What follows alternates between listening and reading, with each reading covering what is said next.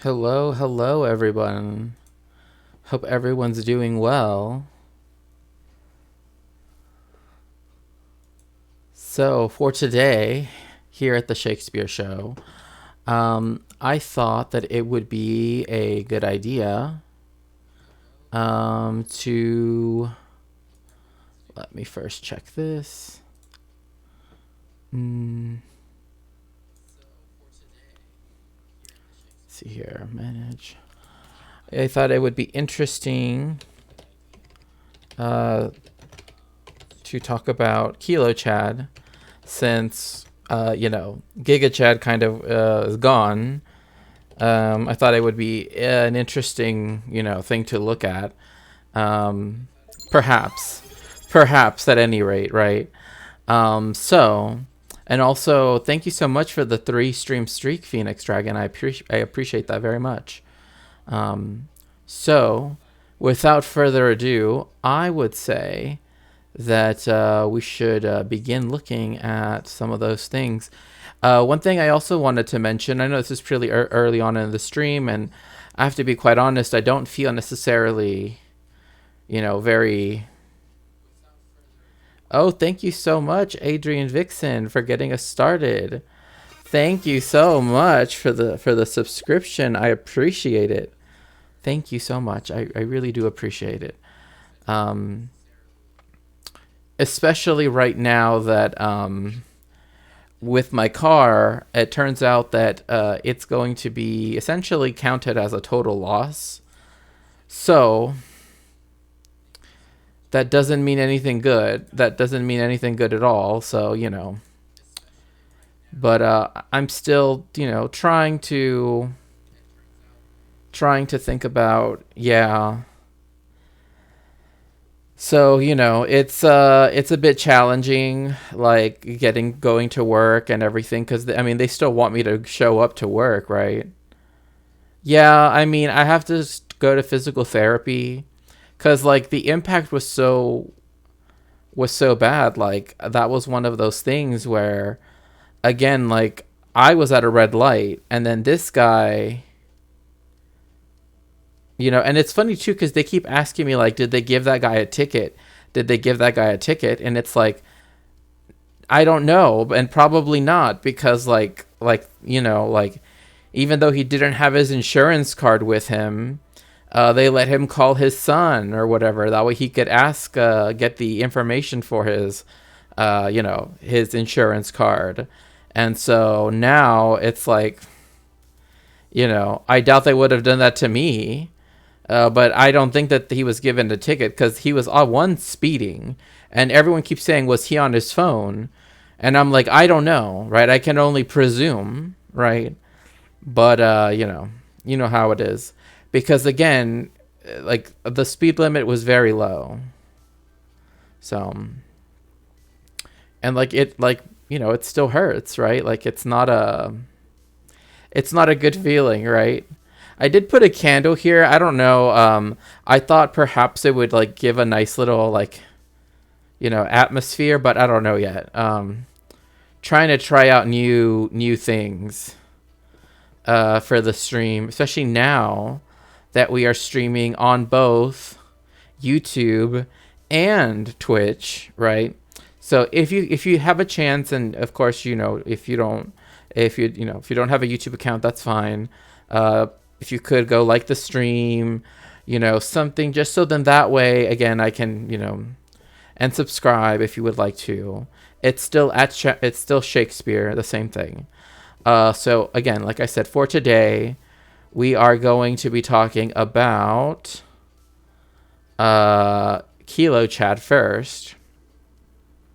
Now, there's been a lot of news, like a lot of stuff that's been happening vis-a-vis like Palestine and Lebanon. So we might get to that a little bit after this, like once I start talking about like the Lebanese civil war, once I start talking about the last Shah of Iran and how it all sort of ties together.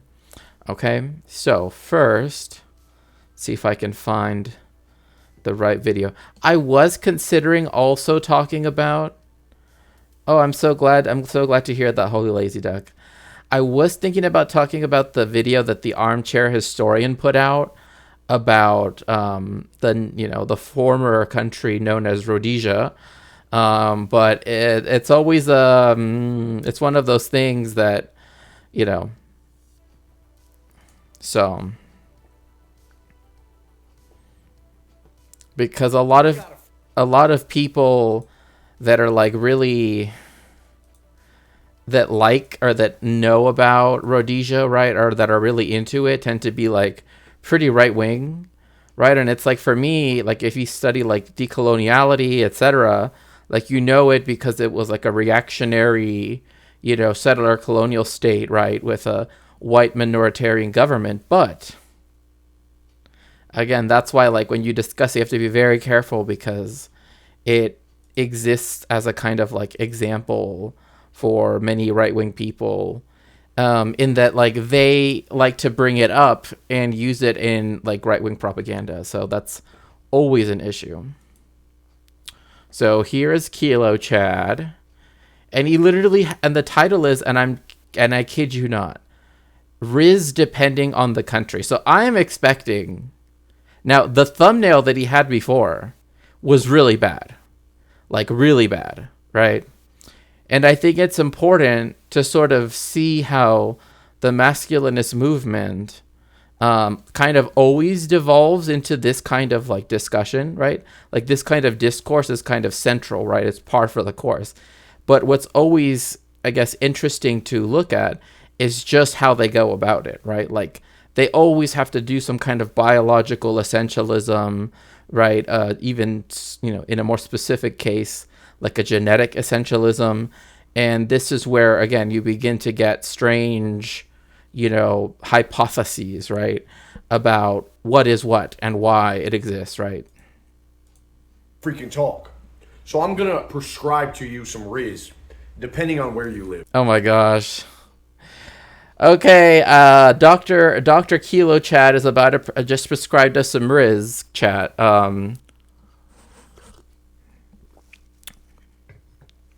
We have to take 2 tablets twice a day with a meal, And what you might be doing wrong for your place in this world.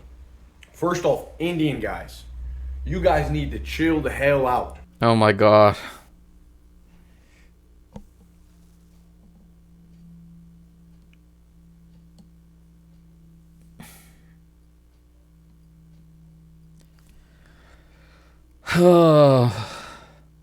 I am so close to just being like, I'm already at the level where I'm just like, nope. But let's see what he said. You're too eager for puss.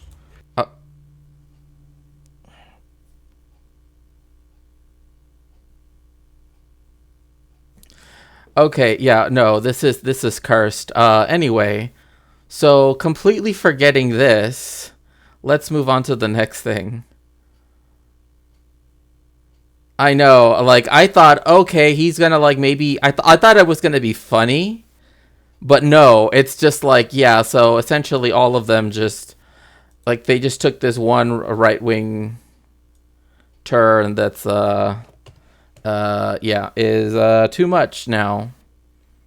Yeah, I know, I cannot believe that he just decided to say it. I had never watched it before. When I saw it, I thought that it was gonna be, like, either in a kind of humorist way, which is always, a thin line that people can tread on.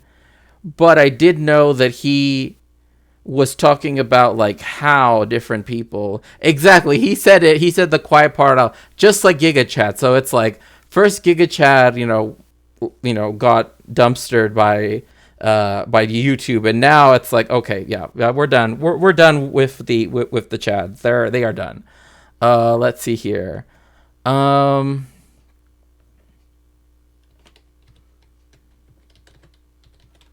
Let's see. Instead, we're going to talk about actually interesting stuff.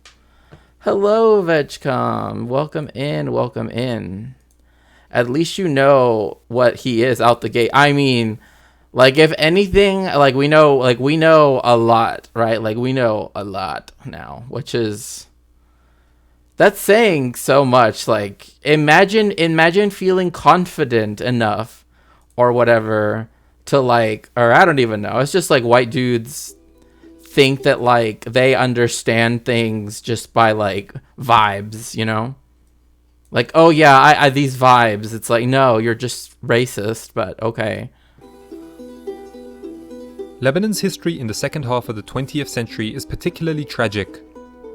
It went from being a prosperous tourist hotspot to a war. See, this is another framing right here. It's funny that well, not even funny. It's actually kind of sad that like they love to always talk about, oh, it was a metropolis, you know, it was this wonderful cultured place, blah blah blah, right? To contrast it with, like, it's the same thing people do with Iran, right? Like, they will show pictures, and that's why it's become a meme on Twitter as of late, to be like, oh, like, this picture is before the Islamic Revolution, right? And it's like, you know, making fun of the fact that so many people, and there are lots of right-wing, you know, Iranian nationalists that do exist, you know, particularly the United States, particularly in LA. In fact, LA is often called Tehrangelous because of this reason. We have such such a large Iranian diaspora, you know, community here, that you know, like, I've never seen so many portraits of the Shah of Iran, right?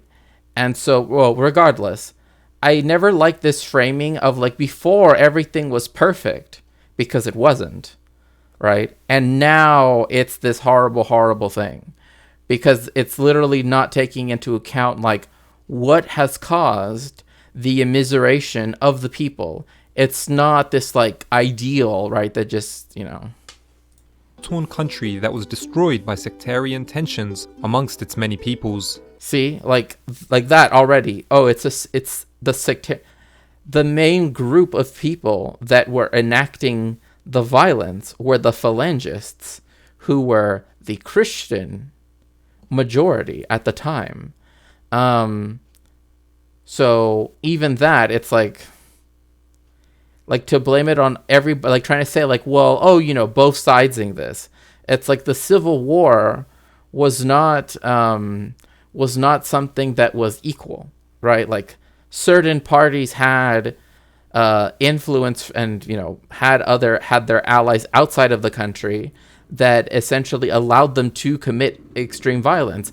Like, for example, in Beirut, in the Palestinian refugee camps, right, in Beirut, of Sabra Veshatila, right, like the, you know, famous or infamous, I should say, massacres that were done there by the phalangists. The IDF let them do it because the phalangists and the IDF always colluded together. The Christian phalangists, again, who were, you know, Christian extremists, to put it lightly, you know, they were the ones who tended to side with. And even now, like, if you go online, people that are like posting pictures, for example, like people that are sympathetic to the phalangists also tend to be Zionists. So The capital, Beirut, was referred to as the Paris of the Middle East in the 1960s. But by the 1980s, it was torn in half by bloody fighting between Muslim and Christian factions who sought to further their own agendas. It can be argued that the civil war of the 1970s and 80s came about largely because Lebanon's rich heritage of religious diversity was poorly managed by a government system that failed to create a sustainable political influence. Oh, by the way, I had a weird experience the other day. Met a Zionist and they kept talking about the princes of Zod or something. I'm sure that is like I can feel, if you could imagine like the mind being like a vast edifice, right? Somewhere there's like a little ringing bell, but it's not like, you know, I don't know, like, to me, because there is the concept of yesod, right, which has that term in it, and that's like foundation, right, like of like the ground or of the land, right, and stuff like that. So That's sometimes what people refer to in that context. Yeah, it was funky. They kept bringing up Arabic royalty and whatnot. Oh yeah, I mean, like people can bring up whatever they want, but it's like no royal dynasty has any legitimacy by definition, right? It's like it's all mythologized, right? Like there is nothing about ex-human that makes them have some innate right to rule over, any other person, right? Because like the only thing that people want to be like, oh, isn't it suspicious that blah blah blah? It's like, no, it's not suspicious that the different families that were, collaborated with the British, most of them are like cousins, right? Like the Hashemites of Jordan, of the Kingdom of Jordan, they are a cousin branch of, they're related as a cousin branch to the House of Saud, for example. Right? It doesn't mean that they get along super well. It just means that, you know what I mean? So it's like... infrastructure for the Lebanese people. Okay, Saud, okay.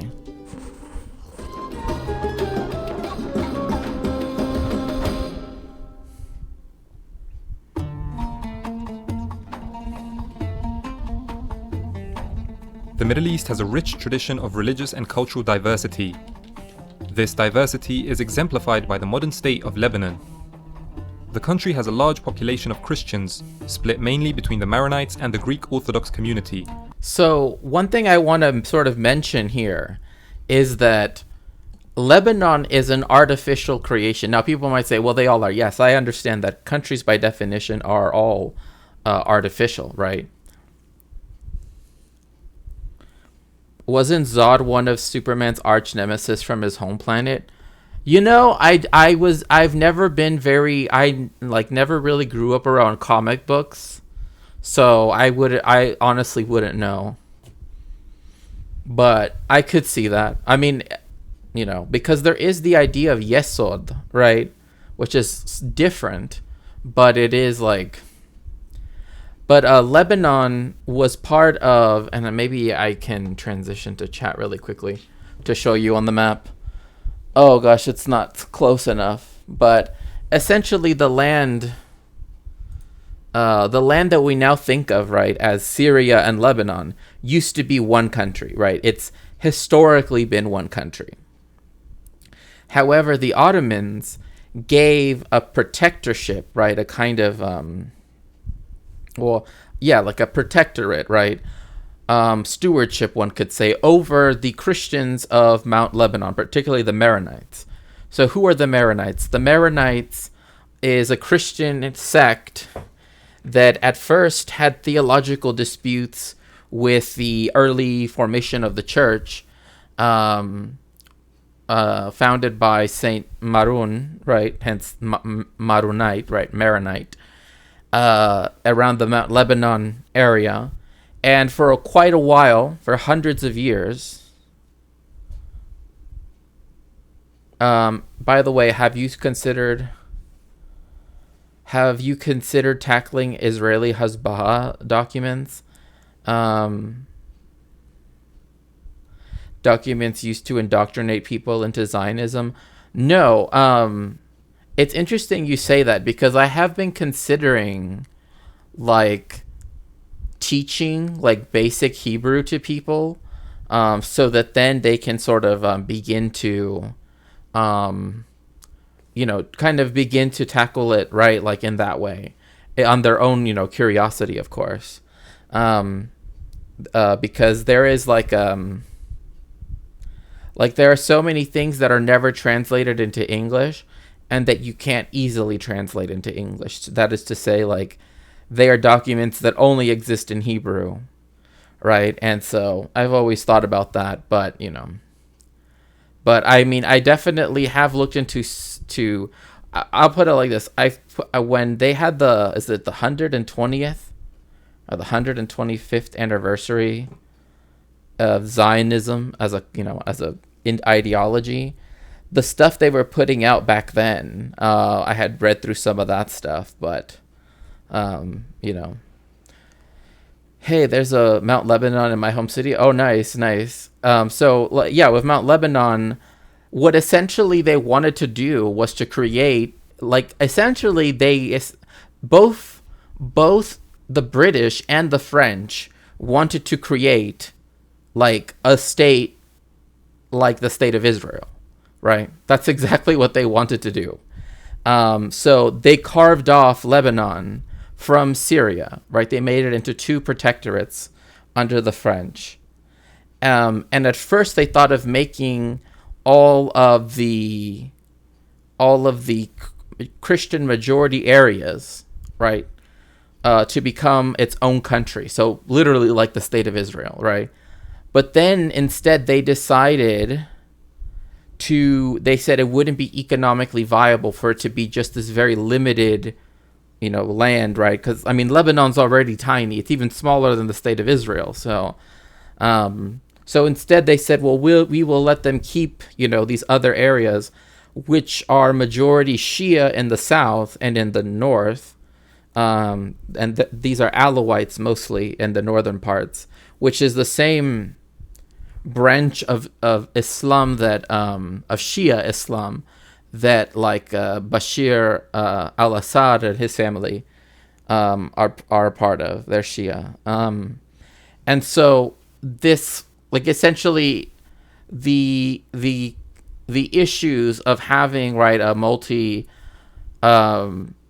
confessional state were kind of exacerbated by the fact that then they made a constitution, or the way how they ruled it was that certain, you were identified through your religion, right? So the president was always going to be a Maronite Christian, right? The prime minister was always going to be Shia. The head of the Supreme Court was always going to be Sunni, etc., right?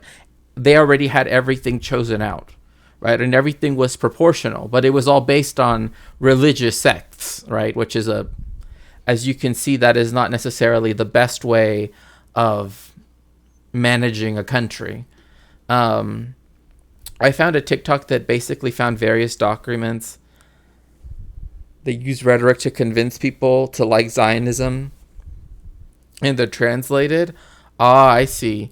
I mean, there are organizations that will have classes, right? They will, in fact, they will even pay you, right? They will even pay you to take these classes, right? And sometimes they'll even be oh, we'll even have you read a book written by an Israeli, though. That's the important thing, that talks about oh, I would love to be friends with my Palestinian neighbor, right? So to speak. So interesting on the whole religious sectioning off of stuff. Right. And so that's the reason why the kind of reactionary nature of the Christian phalangists during the Civil War, the reason why they were so upset and, to this day are very anti-Palestinian, is because since they got refugees, right, it technically raised the population of Muslims in comparison to Christians, right? So Muslims also make up a large percentage of its inhabitants, consisting of both Sunnis and Shias. Then there are numerous minority groups such as the Druze. Unfortunately for the Lebanese people, this diversity was taken advantage of by modern imperial powers who sought to play the different ethnic and religious groups against one another to further their own interests. The French mandate in Lebanon and Syria after World War I can be understood within this framework. Overall, Lebanon has a grand total of 18 officially recognized religious sects, which makes dividing power up. So you see. Oh, my bad. Thank you so much. So you can see, right? Lebanon is tiny, right? Lebanon is tiny. And you can see that so many of them overlap with one another, right? So this red part here, yeah, it looks partitioned. It very much is. And one of the things that made it more partitioned was because, again, it was broken off of Syria, right? This has never been an independent like country until France decided to create Lebanon as we now understand it, right? And essentially like limited Syria's coastline. But by doing so, right, it sort of cut off these areas, these Shia areas, right, which are some of the only Shia areas, you know, in that part of the Middle East, right? Like mostly in sort of like the Syria, Jordan, Palestine area, they tend to be Sunni. Like it's not, you know, like the closer you get to Iran, the more likely that you will see Shia. It's not the only place, but it like that's where their people are majority Shia, right? But here again, this is, and so when people talk about Hezbollah, right, they're talking about a movement that started down here in this purple part where it's majority Shia, right? Because you can see that they're very far apart from their, you know, other community. So and so the fact that Israel is what borders them, right? Most of the incursions into Lebanon have been in this area. Hence, you know, Alawi, which is this like pink, they're also Shia, but they're like another sect of Shia. And then you can see here, the red is all Maronites. So this area here where it's mostly Christians, right, and Druze, you know, where it's yellow and where it's red, they wanted to make this into a country, but the French did, to have a Christian country. But it didn't work because economically, you know, it wouldn't have had the rivers it has down. It wouldn't have had those. So it kind of had to include, or rather, it made it so that it included those things. Hello, KJ Saint. Oh, I appreciate that. Yes, thank you. I appreciate you coming in.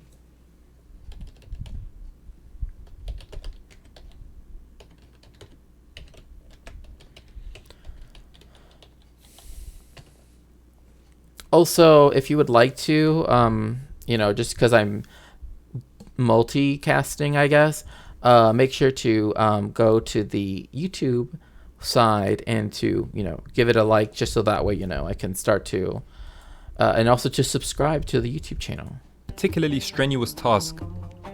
A census carried out in 1932 put the Christians at a 51% majority. So you see, like, that's a very slim majority. And that is the reason for a lot of the tension, because of the fact that, and that's the reason why it led to phalangist militias, right? Which is why it led to fascists, right? You know, taking it out, because they're all, for the most part, they're all ethnically the same, right? But religion stops them from having, you know, any other communal sense. So, and another thing too is that during the French, you know, protectorate era, the French, being Catholic, and the Maronite Church having now restored their allegiance with the Vatican, right? Because for many years they were excommunicated because of some theological difference. Because now they did that, now they are a church that, you know, is part of under the authority of Rome, as an Eastern Catholic Church. Which is why it's able to keep its own rites, and it doesn't have to look like the ones in the Latin Rite, which are what most people know of. And so, because of this slim majority in the 30s, most of the positions, whilst it was under French control, went to the Christians, right? They were the privileged ones. They were the ones that got to be the, you know, colonial administrators, right? They were the ones that got access to the most, you know, the ability to buy land to grow their capital, etc., etc. And so this caused a lot of problems, as you might imagine. And this has been used as the bedrock of a political system that has given the Christians a greater say in running the affairs of the country. The Christian ascendancy and the results of the 1932 census were enshrined in the National Pact of 1943, an unwritten agreement between Muslim and Christian leaders which determined what the political structure of Lebanon would look like. Here are some of the key points of the agreement. The president and commander of the armed forces were both to be Maronites. The prime minister was to be a Sunni. The speaker of parliament was to be a Shia. The deputy speaker of parliament and deputy prime minister was to be a Greek Orthodox Christian. The chief of the general staff of the armed forces was to be a Druze. And within parliament there would always be a ratio of 6-5 in favor of the Christians to Muslims. So you can see, right, like, by having this agreement, the National Pact, Druze, yeah, they are their own. Here, I can pull up so that way we can see like some pictures. Because some Druze actually live in Israel, and actually some of them actually fight in the IDF. But I mean that's a whole different story. So yeah, who adhere to the Druze faith, which is, it's Abrahamic, it's monotheistic, it's syncretic, but they also believe in reincarnation, which actually Jews believe in reincarnation as well, which is why, again, like with Christian theology, again, from anyway, I'll just leave it at that. So the Druze faith incorporates Ismaili, Shia, Christian, Gnostic elements as well. I don't want to pull up some really, expansive source, but the main thing is that it sees, they have a reverence for Shuaib, who was a Midianite prophet, and it sees, Abraham, Noah, Adam, Moses, Jesus, Muhammad, Imam Muhammad ibn Ismail as prophets, right? So it takes stuff from all of the other Abrahamic faiths, and then sort of has its religion sort of built off on, again, many different aspects of those faiths. Hello, Kay, how do you say?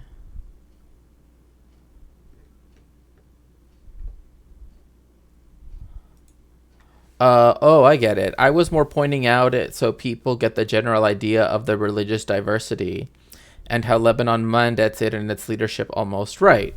Like, yeah, because they are, that was always one of the things, right, is that everything was predicated upon the colonial thing where Christians got the most power, right? So they always had to have a larger percentage of the pie, right, so to speak. But they also, yes, it is very much like a caste system, because again, just by being born into a Greek Orthodox family, now you can never be anything higher than the deputy speaker of parliament, or even if you are more competent and more, have the will of the people behind you, you can't. Right?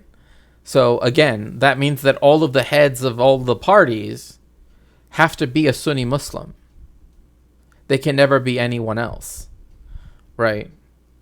They can have Shias in their political parties to vote in as the Speaker of Parliament, but the party, like the head of the parties, have to be Sunni, right? And yet, or for prime minister, and then the president, who runs like in a kind of in a more autonomous way, right, will always be a Maronite, will always be, again, the people that have been the most privileged historically because of, again, the French being Catholic, giving them, the most concessions, etc., by, again, letting them help them govern Lebanon, right, by giving over power in exchange for their complicity in many cases. So again, the parliament was a 6-5 ratio, So again, for every 5 Muslim seats, there were 6 Christian seats. And you can see how this will lead to conflict, right? Because I know some people, they say, oh, well, it's good they have it all drawn out, right? Like, then it doesn't, this system will work. And it's like, no, it actually does not work because, people, I don't want to get into it, but people are people, right? Although it initially kept the peace, the fact that this political model was based off a census meant that if there was a shift in demographics, it could open the door for future turbulence. And that's exactly what would happen. In 1943, Lebanon gained independence from the French. Shortly after, the if it was a natural partition, I would be okay with it. Well, the video, well, so the fact that it could be subject to a demographic shift belies the fact, or rather undergirds the fact, that then the Maronites, not willing to give up their power, become reactionary and then begin the Phalangist movement, right? Which is like the Phalangist movement of like Franco, right? Right, like that is kind of their idea, like their ideal, right? Like person that they want to kind of center themselves on. So in that sense, that is why, for example, you have them committing atrocities, right, alongside the IDF of all, And also, yes, if you'd like to help out with my research, especially with this book over here, Jews, Latinos, and the question of immigration, I would appreciate that. The establishment of Israel and the subsequent conflict it produced resulted in over 100,000 Palestinian refugees fleeing north to Lebanon. The 100,000 refugees that have to go to Lebanon, that become what is seen by the Maronites as, right, the radicalizing factor, right, for them. Because now they're like, well, now there is a demographic shift, right? And now people start to, other Muslims are concerned about the Palestinian cause, right? Also, side note, did you know that Iraq, right, or Iraq, as I would prefer to say it, never signed an armistice treaty with the state of Israel? So they're technically still at war because they never stopped that from 48. Like Jordan signed one, hence the Green Line, right? And then Egypt signed one, hence, it wasn't a peace treaty. It was just an armistice, right? But Iraq never did such a thing, so... Many felt that the arrival of the largely Sunni Palestinians would upset the delicate sectarian balance, which resulted in their exclusion from fully integrating with Lebanese society. So again, these conditions of life, right, which you see here, which, I mean, again, you can see that the squalor, right, this was forced upon them, right? They were not treated as equals, right? And the Christian, the slight majority Christians, but who were, very much represented in positions of power, made sure that that you had the Palestinian refugee camps. Did the immigration of Palestinians to Lebanon occur due to the Nakba? Yeah, because of the Nakba. Like a lot of people that lived in Nazareth, Safed, Akkar, like the northern part of Israel, a lot of, or Palestine technically, but from that area they all went up into Lebanon because and a lot of them moved into Beirut just because it was like the commercial heart of the country, right? And so now some people did come later as a result of Black September, but I don't know if Hikmah goes into it. If he does, I'll give more more details on that.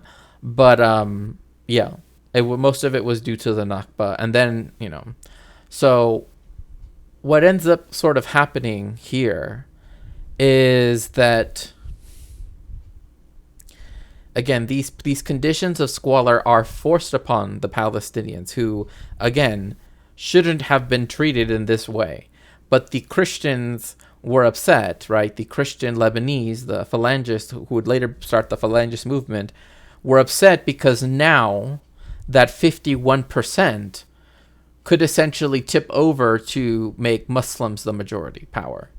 And then their agreement that gave them, overriding, at least technically speaking, control of the government would then have to be given over to Muslims. And so the sectarian violence that especially happens between the Muslim and the Christian communities is in many ways also, particularly by the Phalangists, right, pointed at the Palestinians, right? Even now, like I said, even now, Palestinian nationalists that are Maronite, it's not all Maronites, it's not, but like the people that actually would, post pictures of their side, quote unquote, during the Civil War, the Phalangists, etc. They are, for example, right now pro-Israel. Like, I'm not even joking, right? Like, they are literally like, so. In 1952, the Maronite Camille Chamoun became president. He was notable for his unbridled support of the United States, an unpopular position in a region where Jamal Abdel Nasser's brand of Arab socialism was gospel. Discontent grew, especially in Muslim and Druze circles, who not only had great sympathy with pan-Arab ideas, but felt underrepresented in the government. When pro-Chamoun troops fired on a group of protesters in May 1957, killing 7 and injuring 73, tensions were ignited. The following month, pro-Chamoun candidates won an overwhelming majority in parliamentary elections, an event that the opposition publicly denounced as fraudulent. Nasser took note of the increasing discontent with a pro-American regime in Egypt's neighborhood and began materially and diplomatically supporting anti-Chamoun factions. The following year, Egypt and Syria united and formed the United Arab Republic. So this is another part of history that oftentimes is also forgotten or, sort of past, sped past, is the fact that, yes, at one point, the idea of pan-Arabism, right, of having multiple, the different nations or the different countries that were, colonially constructed in the Middle East and North Africa, those that were majority of Arab heritage, for them to unite, right, was something that was given an attempt, right, and that was between the Syrian Arab Republic, which that's still its name to this day, but at that time it was the United Arab Republic, and in fact Egypt is still called the Arab Republic of Egypt, for example, and so that was a way to sort of try to rekindle the flame of pan-Arabism, right, by having two of the, at that time, very powerful Arab states, right, have some kind of union. But obviously it did not work out because they were not contiguous, right? That tended to be a big issue, right? Because then it meant that Egypt was subject to, could not form full control, right, in a way that kind of made sense, especially not at the time. Which emboldened pro-Nasserists in Lebanon. Demonstrations kicked off again and only grew bigger. Finally, the straw that broke the camel's back took place in May 1958, when a newspaper editor critical of Chamoun's government was assassinated. Anti-government and anti-American riots broke out, and Syria began arming militants. Many countries accused Nasser of provoking sectarian conflict, and Chamoun felt the rope tightening around his neck. Sandwiched between a hostile union, he called on the Americans for help. So this is an important thing, right? Is that at this time, you have two, well, technically three, if you count the state of Israel. But two Arab states, or pardon me, I was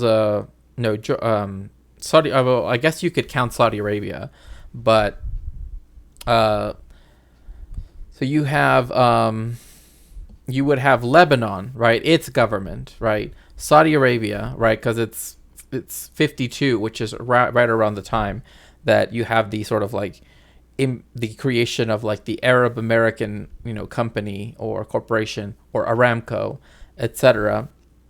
And then you also have on the other side of the Gulf, which is not an Arab country, which is which is Iran, right? And that is also pro-American, right? And in fact, the Shah, who we're going to talk about just after this, was very important in the fact that he made it very clear that he was anti-communist, right? And again, we'll get to this a bit more later, but that was always one of the things that was kind of occurring, right, at this time, was whether or not the countries of the Middle East, particularly the oil-producing countries, would actually side with the Soviet Union, which at that time Iran had a border with the Soviet Union, which in what is now like the Republic of Azerbaijan, and also Armenia, also the Caspian Sea, right? Or if they would stay aligned with the United States. So, right, and we already know like the story of Mossadegh, right? So yeah, we'll get into him a little bit later, but President Eisenhower authorized it. US Marines were deployed in Lebanon to ensure the Americans did not lose a valuable ally in the region. The troops withdrew by October the same year, and as a compromise between the two sides, the slightly more moderate Fouad Shihab was appointed president. Civil war was narrowly avoided for the time being. It is worth noting that this crisis took two forms, that of a proxy war between capitalists and socialists, typical of the Cold War, and like one thing though, like when they say this between capitalists and socialists, is that, I mean, it's talking about, it's acting as though like people that like don't ideologically align themselves with socialism, but are not, because not everybody that is not a socialist is a capitalist, right? Like a capitalist means someone that owns the means of production, right? So in a sense, you could say what he said is technically true, but it kind of elides the fact that, of course, when he says capitalists and socialists, what he's saying is, on one hand, people that wanted to continue, right, a pro-Western, pro-capitalist line, and people that supported that, regardless of their class status, and then people that were socialists, so people that wanted to actively overthrow the U.S.-backed government and instead choose or have a government that would be aligned with, at least at that time, with the Eastern Bloc. So, because I don't like it when people say that, because it's kind of like when we understand that like people that don't own the means of production say that they're capitalists, and it's like, no, you're not a capitalist. You support the system, but you're not a capitalist, right? So, I don't know. And a sectarian conflict between Christians and Muslims within Lebanon.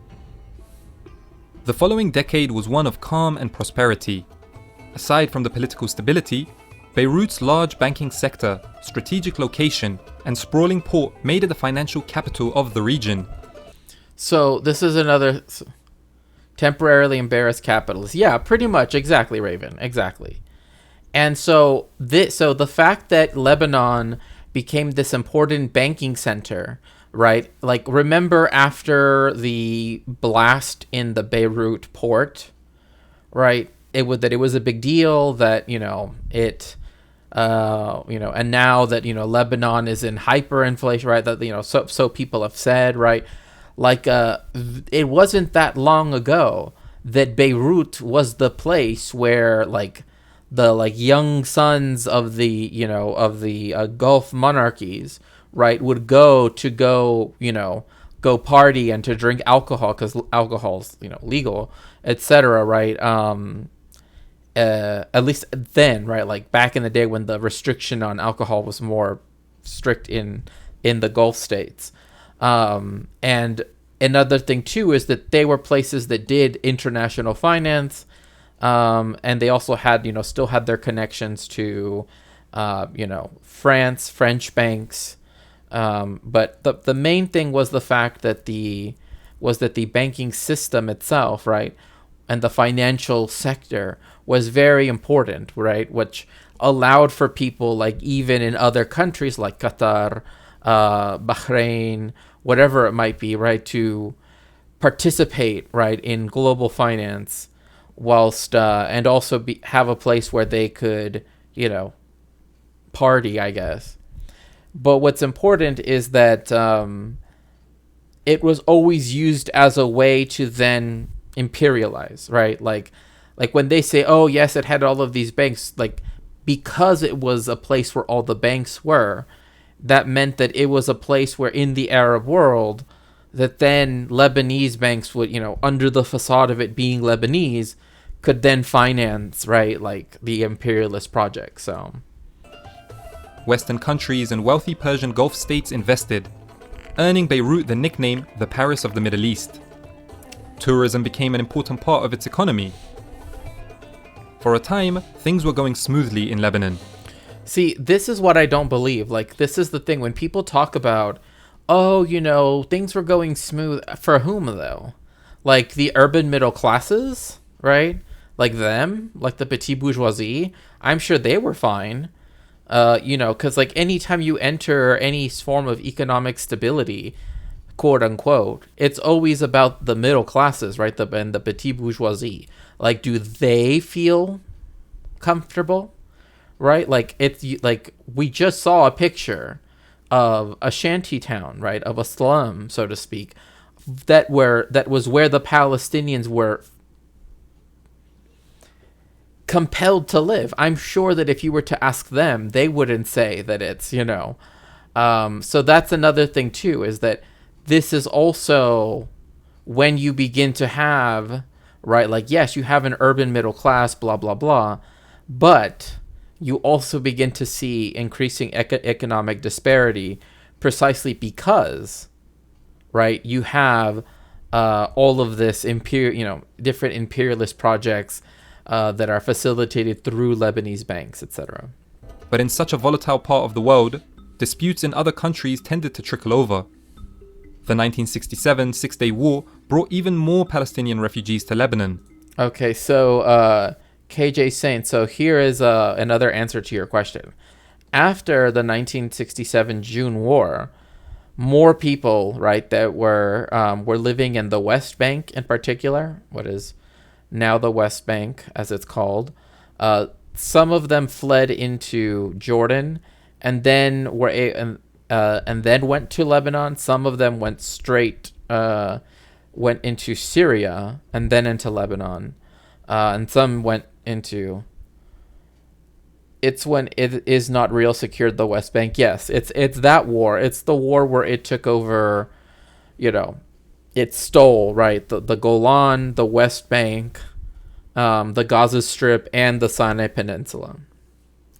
So that's the reason why, like, there was such a another big exodus of people. So a problem that was confounded in 1970 when the PLO were forcibly expelled from Jordan and had to move their base to Lebanon.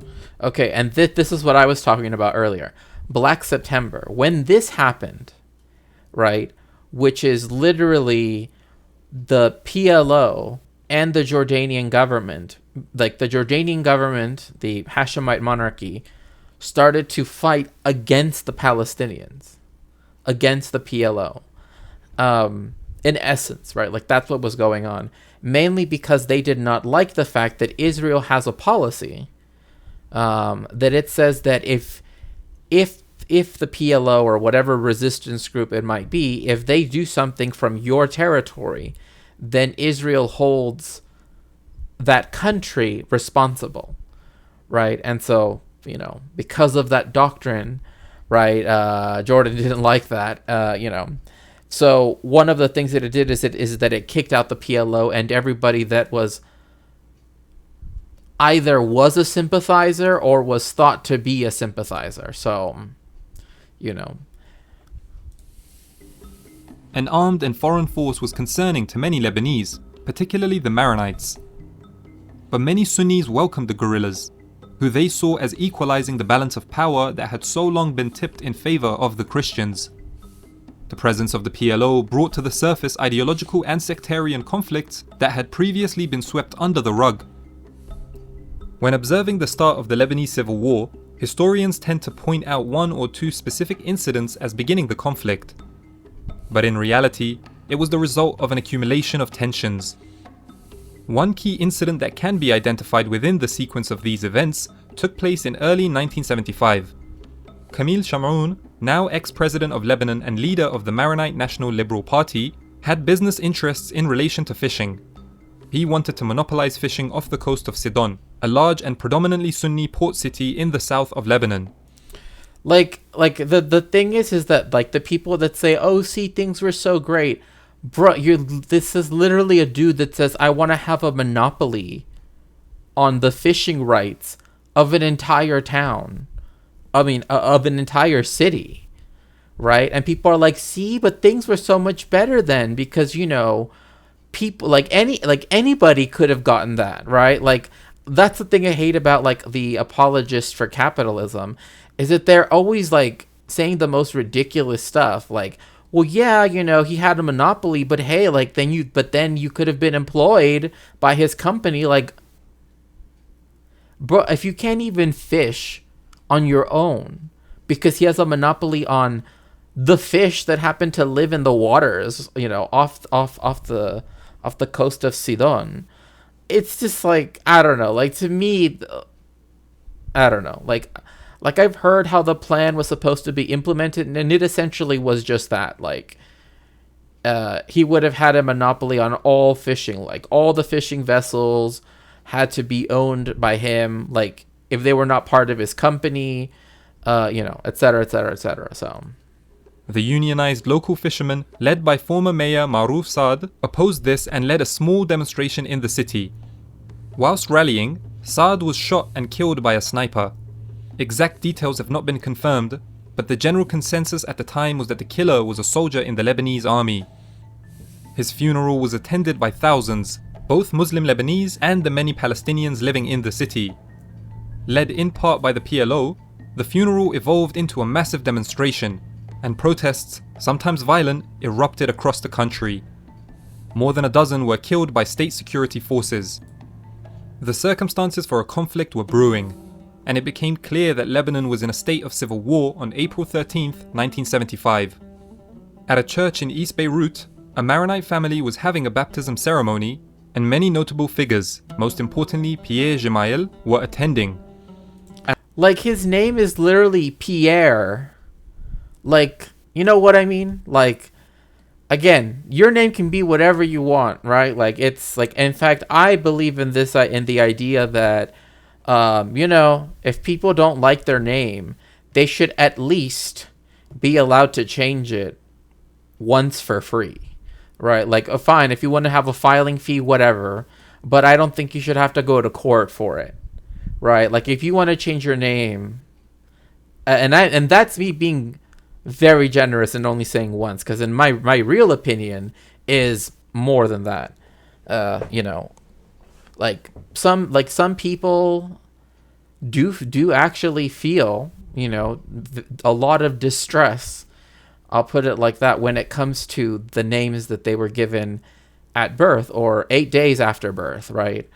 And I don't think that making them have to go through the legal system and, you know, have a judge decide whether or not they think it's okay for them to change their name or to have, you know, like, you know what I mean? Like, it should just be, but in this case, like, his family was completely, again, one of the comprador bourgeoisie types that collaborated with the French up until independence. And, you know, so much so that, you know, were totally into, using the language French, using the French language, right, as a way to kind of, be the upper class in that sense, right? Like a very, again, because a lot of the capitalists, right, that were Christians, that were Catholics, that were Maronites, they worked, right, in the colonial hierarchy at some level. So, as everyone was waiting outside of the church, gunmen fired out of a truck decorated with the symbolism of a leftist Palestinian group. 4 people were killed, but the militias missed Pierre. Still, Jamail's armed faction, the Kataib, were outraged at the audacity of such an attempt. And so that day, the Kataib set up checkpoints throughout the city. When they came across a group of civilians returning from a pro-PLO political rally in a bus, they fired on it and killed more than 20 passengers, claiming that these were PLO guerrillas. As a result, armed... So the story that's told here is actually somewhat obscured. It was even less than that. They literally saw the car, right, after the fact. Just because it happened to go right by where that church was. And they're like, that's them. Like, they literally just, because they're Palestinians, right? Or because they went to that rally, it must be them. That there was no proof whatsoever to tie them to what happened. In fact, it doesn't even make sense considering what happened, right? Like, they go outside, they see a car go by, and they're like, oh yeah, it has to be them. When that, et cetera, et cetera. So, like, again, these people that were blamed didn't have weapons in their car, didn't have any of that stuff. They were still blamed for it, right? Clashes began. In the years following, the various militia groups rendered the Lebanese military ineffective. See, this is precisely why, like, the civil war being on sectarian lines went about the way it did, right? Like, this is why, like, if you went into areas that were majority Shia, right, and you were, not Muslim, and and perhaps more specifically in certain places not Shia, right, you would be held under suspicion, let alone who knows what else would happen, right? So that map that we saw earlier, right, that had all of the different denominations of the different religions, like, those things became policed by these different militias because the army, right, which it's funny because not funny, but it's interesting because one of the future presidents who tried to keep himself as like dictator, or rather just try to keep power, who said that he actually preferred military rule to like democracy, which Christians were expelled en masse from West Beirut as the PLO and their allies, ranging from communists to Shia Islamists, made rapid gains. In December of that year, following the assassination of 4 of its members by a group of Muslims, the Kataib set up checkpoints once again. Lebanese ID cards stated religion on them, which meant that See, that's what I don't like, right? And in fact, I was in Argonian Bum's chat earlier and was reminded of the fact, a lot of people now have taken to changing the gender marker on their passport, and it's great if you do that. But there is like a little tab or like a little hyperlink, right, that you can click, and it tells you, right, like, if you do it, you should know that you can be denied entry to a country that doesn't recognize that. But again, in some places, they can even detain you. And this comes to even being in possession of things that are queer coded. Now, when I was reading about this, it was talking about Russia in particular, but it is one of those things where, like, if you are non-binary, or if you don't present, according to the marker that is given, it's so sad to know that, like, the passport that's supposed to guarantee, right, your entry, your safe entry into another country, right, at least in the liberal idealist sense, right, doesn't, right, that you can be denied or even detained for the mere fact of being non-binary or of being queer, right? So that's why some people said that they decided to not change their gender marker. Other people said, like, I know that that's going to limit the countries that I can visit, but I would rather only visit places where they recognize, non-binary identity, or et cetera, et cetera, et cetera. But yeah. Anyway, it's kind of a side note. Qutaib could kill on a sectarian basis. Anywhere from 200 to 600 Muslims and Druze were killed that day, which came to be known as Black Saturday. The following year, another massacre was committed by the Qutaib in the predominantly Palestinian neighborhood of Karantina. Roughly 1,000 people were killed. Then this is before Sabra ve Shatila. Like, this is literally prior to the one that's most people know about. And remember, like, this destruction that happens here is exacerbated by the fact that the Palestinians in these refugee camps were forced to live in these conditions, right? Like, they had no real defense in any, to any scale, right? And so that's one of the things that makes the Lebanese civil war even more, in my eyes, worse, is that, that the Palestinian refugees were still not treated in any, in many ways, were not treated any better, right? Even after what happened. So, as vengeance, the PLO violated and slaughtered hundreds of Christians in Damur in brutal fashion. Lebanon, once a symbol of prosperity, was now spiraling into revolt and unchecked violence. The conflict would prove to be one of the most complicated in modern Middle Eastern history, with alliances constantly shifting and the war going through various phases. But at least in the early phase of the war, the combatant militia groups were largely divided between the Maronite-dominated Lebanese Front and the Lebanese National Movement that incorporated leftist, Palestinian, Shia, Sunni and Druze organizations. To confound matters even further, the conflict saw a number of foreign countries get involved. Besides the obvious involvement of the USA and the USSR within the context of the Cold War, neighboring Syria invaded in 1976 under the guise of an Arab peacekeeping mission. See, like, there's so much missing here.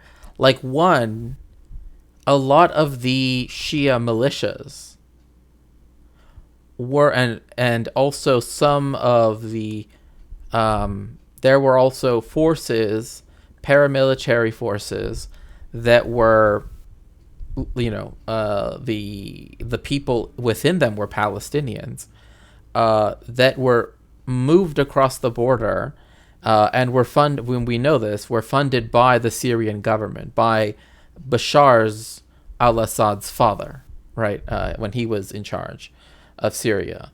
And again, the reasoning behind this is because he wanted to reintegrate, right, Lebanon back into greater Syria, right? Like, he was against the colonial right partition, and said that because it's part of Syria, therefore he would side with the group that would help him, particularly remove the Maronites out of power, because they're the ones that were the most, West. They were the ones most allied to the West, right? And so because of that, he kind of misses it here. Like, yes, there was a peacekeeping force, but then at one point, they supposedly left, but didn't actually leave. Then they said that they were going to do like an international force, but most of them were going to be Syrians anyway. Yeah, it just got very, very, very bad. Like Syria, again, wanting to conquer Lebanon and make it be part of its own country, also contributed to a lot of the atrocities here. Initially intervening on the side of the Maronite Christians, Syrian support would constantly shift between the different militia groups. In 1978, Israel would also invade southern Lebanon in response to Palestinian Fedayeen attacks on its soil. 4 years later, they would invade again, allying themselves with the Lebanese Christian militias. The Israelis went on to besiege Beirut and... See, he doesn't even call them phalangists. He just calls them no, they called themselves phalangists for a reason. Because they wanted to have a fascist government. That's what they wanted. They wanted Christofascism.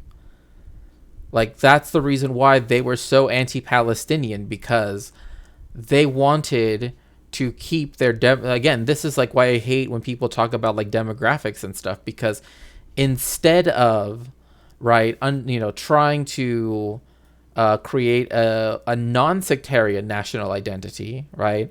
Instead, everything became about, everything became about demographics, and that just makes everything very, very unstable, right?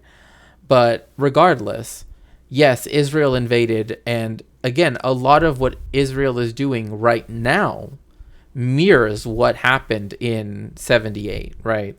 And so, again, the fact that it's been launching rockets, or drones, the fact that it's even attacked people in Lebanon. In fact, there's someone I follow on Twitter that said, like, they could hear the IDF jets above their house, like, already. And they live in Lebanon, right? So, like, this is kind of like repeating itself all over. Even forced the PLO to move their headquarters to Tunisia.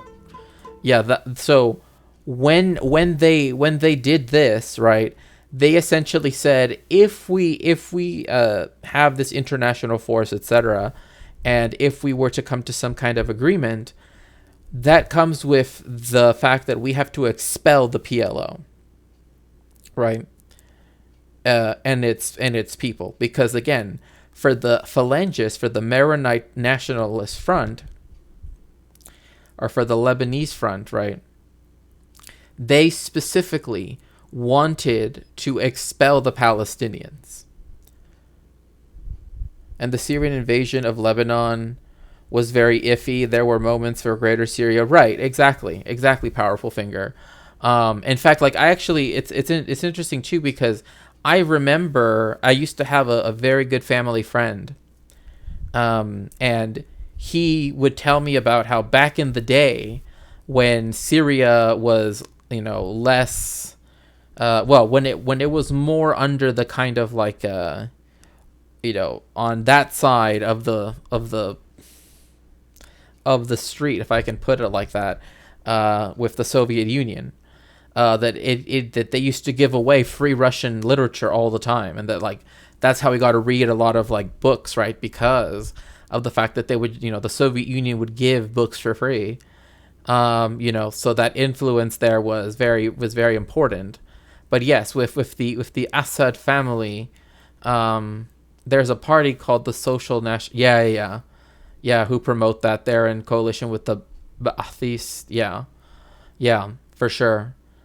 And there is even like the Syrian, like, if you look at the symbol of one of the, it looks a little sussy, But again, when I say that because of the fact that their symbol resembles another symbol, not necessarily because that symbol is in itself sussy. Because I know, like, it is not in itself sussy. The one that I'm talking about. The Lebanese Civil War would finally come to an end in 1990. So think about that. We're talking about literally, again, we're talking about like a whole decade, if not like more, a little bit over a decade of endless fighting between the different factions, right? Those who were backed by the socialists, those that were backed by the Islamists, those that were backed by the Maronites, those that were backed by, et cetera, et cetera, et cetera. And again, there was not a place in any part of Lebanon that was, safe from any of the violence, right? That's what made it so horrifying, right? Was the fact that, Beirut, once the Paris of the Middle East, had been split in half by the Green Line that saw mainly Muslim factions take control of West Beirut, whilst Christian militia groups used East Beirut as their headquarters in. And so this is something. There's actually even a movie called, I think it's called East Beirut, but now I'm starting to think it might be West Beirut. But it essentially, right, discusses the fact that yes, Lebanon looked so pretty before the war. Beirut was the coolest looking city in the Middle East. Yeah, I mean, again, had it not become interfered with by, the United States imperialism and other things, right? Another thing too, had the Maronites not been given outsized power in the first place. Yeah, the movie is West Beirut. Okay, thank you. I'm like, I'm looking at, I'm like, which one is it? Is it East or West? Yeah, it's West Beirut. Thank you, KJ Saint. And so as you can see, like the green line, which goes down here, right, kind of where you see like the red line of YouTube, you can see Shatila, and then down there Sabra. So you can see how they're kind of like walled off because they were. And yeah, the American University is there in West Beirut. Like now, there's a very big cathedral right around here. But you can see like the port, like where that big blast was, is here in East Beirut. Anyway, so yes, like the city was literally divided on sectarian grounds because of that fact. And at this time, even the PLO used to have a research library. Its name, I want to say it was like the PLO Institute for Research or something like that. But it was like a place where you could actually access, right, primary and secondary documents that talk about Palestine, that talk about the liberation movement, etc. Even in the Ottoman Empire, the bourgeoisie lived in Beirut, big landowners in Palestinian land who were selling land to sellers. Right. I mean, Beirut was a place where they had, like theaters, right, where they had a lot of, it was a big city with a lot of cultural venues, right? Like a lot of the publishing houses at that time were in Beirut, right? Like the ones back in the day of the Ottoman Empire, they either were in Istanbul or the other place they would often be in would be Beirut. So, there's that. The city was a key battleground during the Civil War, and as a result, it was ravaged by the conflict. I hope you guys enjoyed this video. I'm gonna shamelessly plug my other YouTube channel, Street Food Bites. So if you're interested in seeing delicious street food being prepared, go check that out by clicking on the end screen. Sorry. Obviously, I can't. Okay, this one's a little shorter. Oh wait, did I move it up? By the start of the 19th century, the British. Sorry, I hate when it does that. Iran's modern history has been turbulent to. Okay, so next we're going to talk about the last Shah of Iran. Because we were watching the documentary where it talks about the most expensive party to have ever happened, and also hello River Rune, welcome in. And so one of those things that I guess I want to talk about is because there actually is a movement even to this day to have the crown prince of. Yeah, that's true.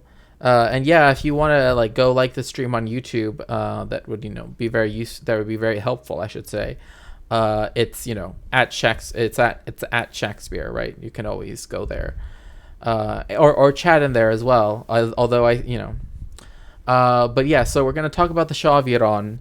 The one reason why I really wanted to talk about this is because I feel that often so much of the history vis-a-vis the Shah is kind of not explored as in depth as it could be.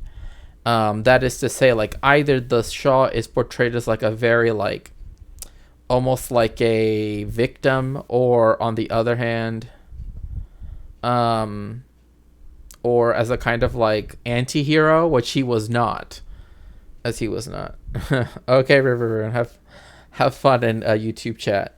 Iranians with the flags of the monarchy are the worst.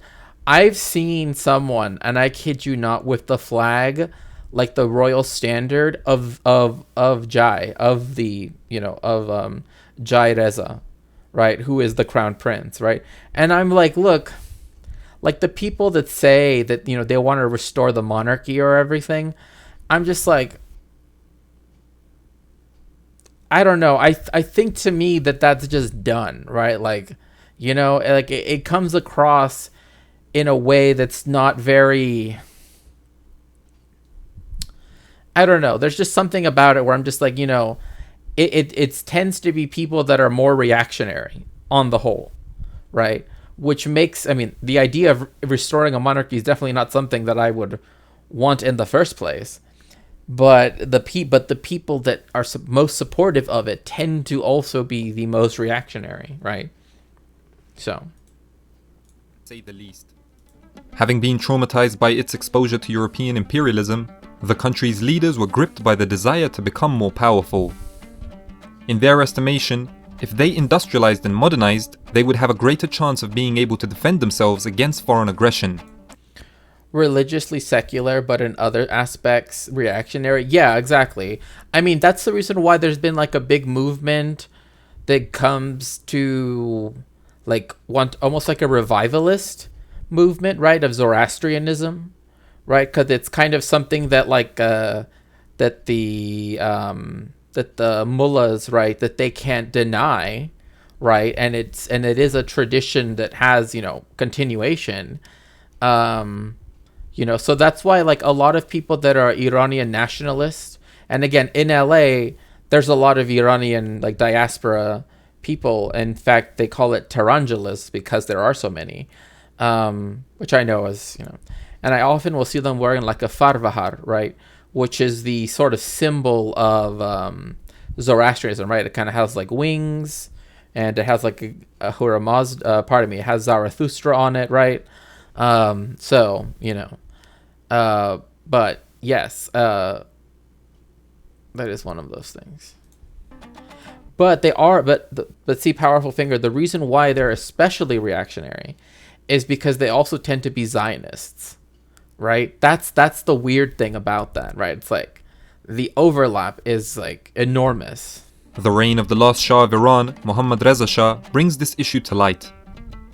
Using the increased revenue of the country's oil sales, the Shah was able to launch a modernization program that... Okay, so this is so what actually ended up happening with the Shah is that at first, there was the whole issue with Mossadegh, right, which is in 53, right? He wanted to nationalize the oil industry, right? And then the CIA, as we know, helped topple him. So then that way he would be put under house arrest for the rest of his life. We know that the CIA and Mossad helped Iran, right, start the Savak, which is, their, intelligence agency, which, was brutally repressive across the country for people that, dared to question the government.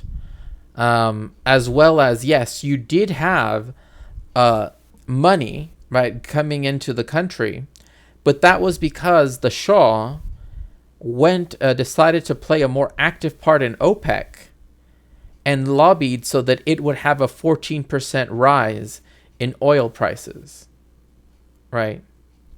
And so because of that, that is what allowed for this like bump in money to flow in. However, it was not equally distributed. In fact, Tehran, Isfahan, Tabriz, etc., all of these cities grew immensely, Bandar Abbas, etc., because now people, the land reforms that were supposed to happen didn't go the way they were supposed to, right? Like the land reappropriation never happened in a way that benefited the workers of the land in any way.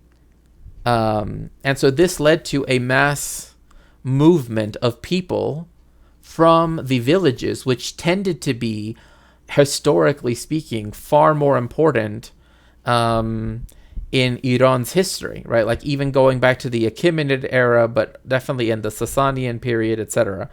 And then you have them going into the large cities. There's not enough housing.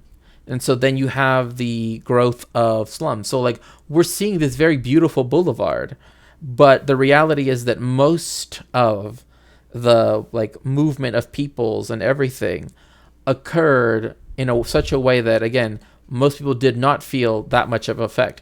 Certainly they might have gotten more money as such, but they would still be living in shanty towns, right? Like a lot of the problems of Iran being imperialized, of Iran, again, getting money on this one-time rise in oil prices, right? Which again coincided with the oil embargo, right, that happened against the United States, right, that caused people to, there are famous pictures of this, right, where like if you would go to like the old like Conoco station or whatever, it would say like, sorry, but we're out of gas, right, and there would be lines all over the place. Like again, that's more or less like around the time period we're talking about. So he also promised his country that like someday we will live like Europeans, right?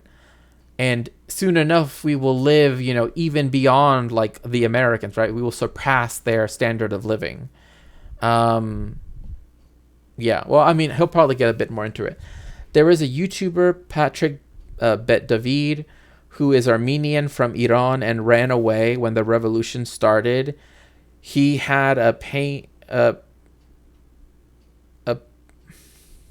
he has a portrait where it's pictured Einstein, Milton Friedman, oh gosh, MLK, the Shah of Iran, and Ayrton Senna.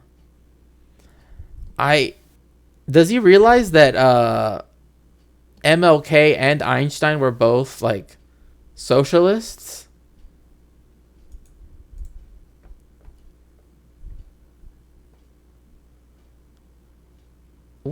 What on earth is this? Wait, is that supposed to be him in the middle? He has Tupac. No, that's him, right? He's in the blue suit. Yeah, he has Mohammed Reza, Einstein, Kennedy, Lincoln, Tupac, Patrick Bet David, Milton. What? No, he doesn't. Yeah, that is the Shah right here. Yeah, because I'm used to seeing him in this like regalia here. And of course he has to have like Marcus Aurelius and Aristotle. Empty head fascists. I mean, Saw Iran make rapid material progress. Again, when the people say like this is literally a GDP went up, yes, but wealth distribution was mostly again with the most wealthiest people. At the same time, however, the dictatorial manner he adopted alienated many within Iranian society.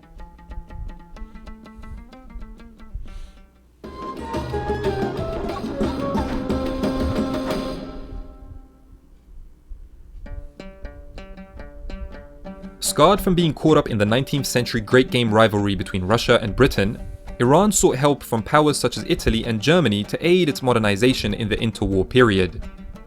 This became a huge issue once World War II began. So the reason why it was such a big issue, and the reason why they decided to side, at least in an economic sense, with Germany and Italy, that's pretty much how it always is. Especially when our leaders want to measure how good or... Yeah, exactly. I mean, it's like Biden just the other day, right? He's like, oh, like the stock market has never been better. Yeah, but literally, like we don't know, like the very low unemployment rate is only low because so many people have just stopped looking for a job, right? Like, I know so many people that, again, they've applied to, I mean, I was told that I would have to, hello, Ghost Nest, welcome in, welcome in. That we're told, like, you have to apply to at least 100 jobs. And then maybe you will get one callback. So, But one of the reasons why they decided to side with Germany and Italy is because they were an alternative to the British and the French, who, I mean, even the reactionary monarchs in the Gulf states do incentivize people to not rebel by giving the welfare programs and importing people to do hard labor. The Shah could never do such a thing simply because Iran is a massive country. Well, yeah, and another thing too is like because it does have a history. So in Iran, it actually does have a history, right, of having pastoralist people, right, that still also it does have arid arable land, right, that is used, right, pasturage, right, like, so it's not limited only to, right, like in Qatar, right, where it's like most of it is rather inhospitable to life, and it depends almost entirely on trade, right, to sort of and also of course oil, whereas in Iran you have like vast mineral wealth, you have the fact that it borders all of these other countries, right, and you also have all these different ethnic groups, etc., etc. So it's like many things that would make it very difficult to do it across Iran, for sure. Because even though Reza Shah proclaimed his country's neutrality, British ownership of Iran's oil industry through the Anglo-Iranian Oil Company meant that it would not take kindly to the presence of German engineers and technicians remaining inside of Iran during the war. So one thing, I've mentioned this before, is that when the Anglo-Iranian Oil Company exists, which is just BP, it's just British Petroleum, when they had there in Abadan, which is the main city where they had the oil industry, there was actually a point where it was segregated, right? And I've actually remember this story that I've heard, I think it was in a documentary, that back in those days, right, like, it gets very hot in the lower, like in that part of Iran, because it's kind of in the lower reaches of like Iraq, right, really close to Basra and that area. So it can get up to like 48 degrees centigrade, right, or who knows. And so people had to wait for the bus, right, and they would be at the bus stop, and if it was I forget, I think it was different colors, but if let's say it was a white bus, right, then British people could get on it only, right? Only white people could get on it, right? Only Europeans, I should say. Then they had to wait for the next bus to come, which would then pick up the Iranians, right? So they couldn't even ride on the same bus in Abadan. Angola today has a lot of segregated communities. I can't remember in which cities all the oil execs go. Yeah, like that's the reason why like Luanda had such a high, like when they're saying, oh, it's the most expensive city in the world, again, it's because like of course you have the prices of things suddenly going because of the oil executives, right? And so and then they had like a club, right, like kind of almost like a country club, I want to say, but it's not exactly that. And they would have a sign that says no dogs or Iranians, like that's literally what it said, right? And yeah, so The Shah refused to kick the Germans out, Britain, along with the Soviet Union, invaded the country in 1941 and forced the Shah to abdicate. His young son, Mohammad Reza Shah, was installed. So, in 41, you have, again, his father, Reza, right, being forced out of power, right, because of the fact that he wouldn't make the German, engineers leave. And, there was always that problem. So what they did instead is they put his son in charge. They're like, you know what? We'll just get Mohammad Reza to be the next. Installed in his place. Iran then served as a vital conduit through which the Allies could send supplies to the USSR. And which is true. Like, it is, like, this is a very, again, Abadan is down here at the kind of, like, very top of the Persian Gulf. And in fact, the Iranian railway goes up kind of like this line here. In fact, I don't know. It probably is this line here. I think it's this black line, actually. Because it starts in Abadan, which is by the marshes.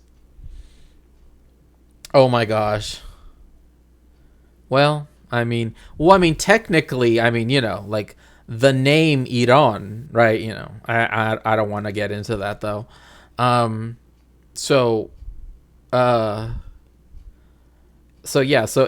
because of their ability to get right up to the, you could go, because it had a border with the USSR, they could use like the Trans-Iranian Railway or here to ship stuff through. Referred to as the Persian Corridor. The capital Tehran even served as the location of a key meeting of the Allied leadership in 1943. Once the war was over, the Allied promise to withdraw from Iran was not upheld by the Soviets, who even went on to establish 2 puppet states in the northwest of the country. One of the earliest confrontations of the Cold War, the Iran crisis of 1946, was soon resolved and Soviet troops withdrew. So see, like, this was something that remained a big problem and kind of made the relationship that the new Shah, right, it made it he already was pro-Western, right? Like, that was one of the reasons why he was allowed to rule in the first place. But one thing that made it also sure that he would never side with the Soviet Union was because the parts of Iran that is called like East and West Azerbaijan, even though it should be North and South, at least, if you look at it, you'll see what I mean. But what was the puppet state? No. That was Azerbaijan, like what we now, like the country that now exists. But there is a province, like a region of Iran itself, that is Azerbaijan as well. Like, so up here, right, it says Azerbaijan SSR, right? So this is ruled by Baku, right? But here, this area, yeah. So this area here is still part of Iran. And so these two, here you have the region called Kurdistan, Kurdistan, or Kurdistan, right? And then up here, they have West Azerbaijan and East Azerbaijan. But East is over here and West is I don't know. It's, yeah. But yes, this goes back to the Treaty of Golestan, right? To the Treaty of Golestan with the Qajars and the Tsars. States in the northwest of the country. One of the earliest confrontations of the Cold War, the Iran crisis of 1946, was soon resolved and Soviet troops withdrew. Would have been nice, right? The dominant issue affecting Iranian politics in the immediate post-war period was oil. Iranians felt disgruntled by the prospect. Like definitely, probably would have been a very good, like, it would have changed a lot of history for sure, because having a country that, already had some industrial capacity, etc., right? Like, it just would have, really, really changed a lot of things for sure. of their most valuable resource being almost entirely in the hands of a foreign government. In 1951, Iran's parliament, the Majlis, named the patriotic Mohammad Mossadegh as the new prime minister. Immediately, the experienced politician nationalized the oil industry and set up the National Iranian Oil Company. Whilst this move won him the adoration of his people, Britain's antagonistic response to losing a key strategic asset led to the Abadan crisis, in which economic sanctions were imposed on Iran and the major refineries at Abadan were blockaded by British warships. So remember, because they decided to nationalize it and create another company, which, by the way, they could still have bought, shares, right? A certain percent, just not the majority, share of the company, because of that. Because now they would have to pay the fair price, etc., etc. Because there were times where I kid you not, the British were paying about like a quarter of the price of the oil.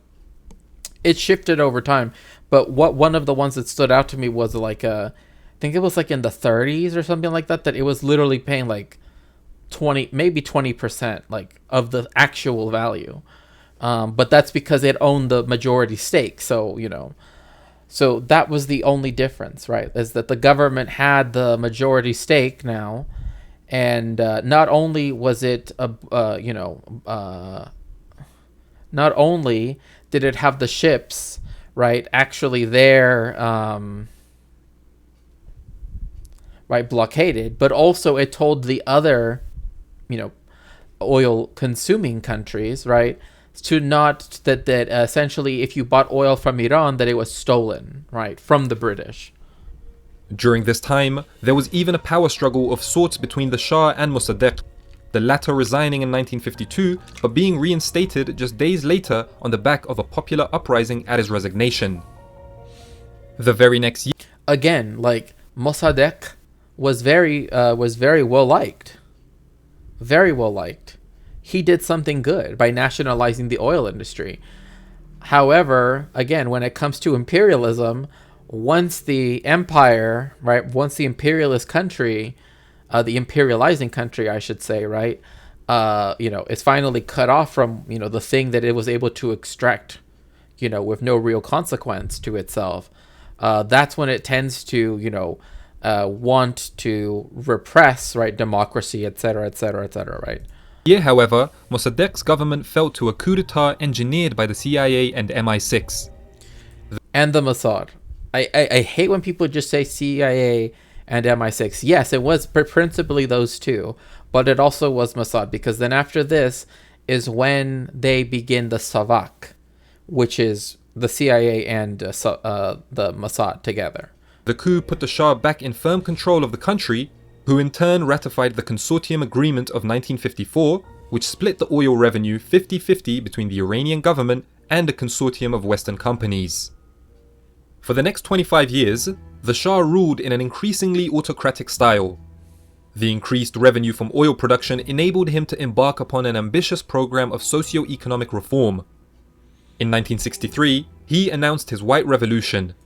So, like, the White Revolution was supposed to be this, like, massive campaign to industrialize, modernize, but most importantly to westernize.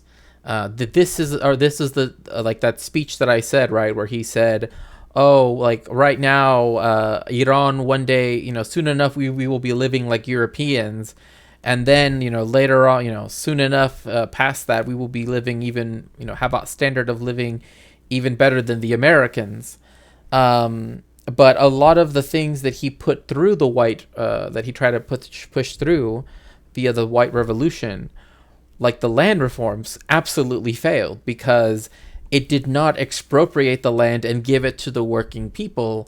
It found a way to like essentially rent out the land again. So it took large chunks of land, made them smaller in some cases, and then made them pay land rent. And so people were getting in debt. And so instead people, that caused a huge migration of what were then either nomadic herders, or, peasants, right, that work the land for landlords, right, to then move into the cities. So it didn't really work because, again, it wasn't true land reform, right? Aimed at expediting the modernization of his country, it focused on a wide range of issues, including land reforms, the right to vote for women, and industrial development projects. Oh, another thing too, and I don't mean to pause so much, but because this is a pretty short video, is that it was actually under the Shah that they began their nuclear program, right? Like, Iran's always said it wants to have nuclear power, like Germany, like France, like Japan, right? In fact, those were the countries. Iraq had the highest chance to be prosperous, and the Iran-Iraq war happened, and then the first Gulf War and sanctions and the looting of the second Gulf War. I mean, definitely, I mean, like, again, like, that's why so many people kind of have a, like, even some historians that wrote books, like, kind of in the aftermath of the second Gulf War, of the war that started in the Iraq War, have kind of gone back and, said, like, well, now with the more full context, with the release of, sensitive information, right, from various archives, etc., like, now we actually realize that no, it wasn't like a pro-democracy, blah, blah, blah. In fact, in many cases, like having, like, the Gulf War and the sanctions for so many years, right, that it actually just, it was harmful all the way through, right? So, to appeal to the peasantry, in the long run, the Shah's white revolution helped to sow the seeds of his own downfall, as it alienated the landed elites and the ulama. So you see here, this goes back to what you were saying about the honorable. So His Imperial Majesty Shahanshan Arya Meher, right? So you can hear it in that last part. Arya Meher gives away title deeds to lands to a representative of Iranian farmers, not Indian. Demonstrations in 1963 helped transform Ruhollah Khomeini into a major political and religious leader after he criticized the reforms on the grounds that they were an attack on Islam and accused the Shah of submitting to America and Israel. Which is true. Like, I mean, maybe not Israel, because Israel's not really like... Israel is the extension of Western imperialism, particularly of the United States. You can't really...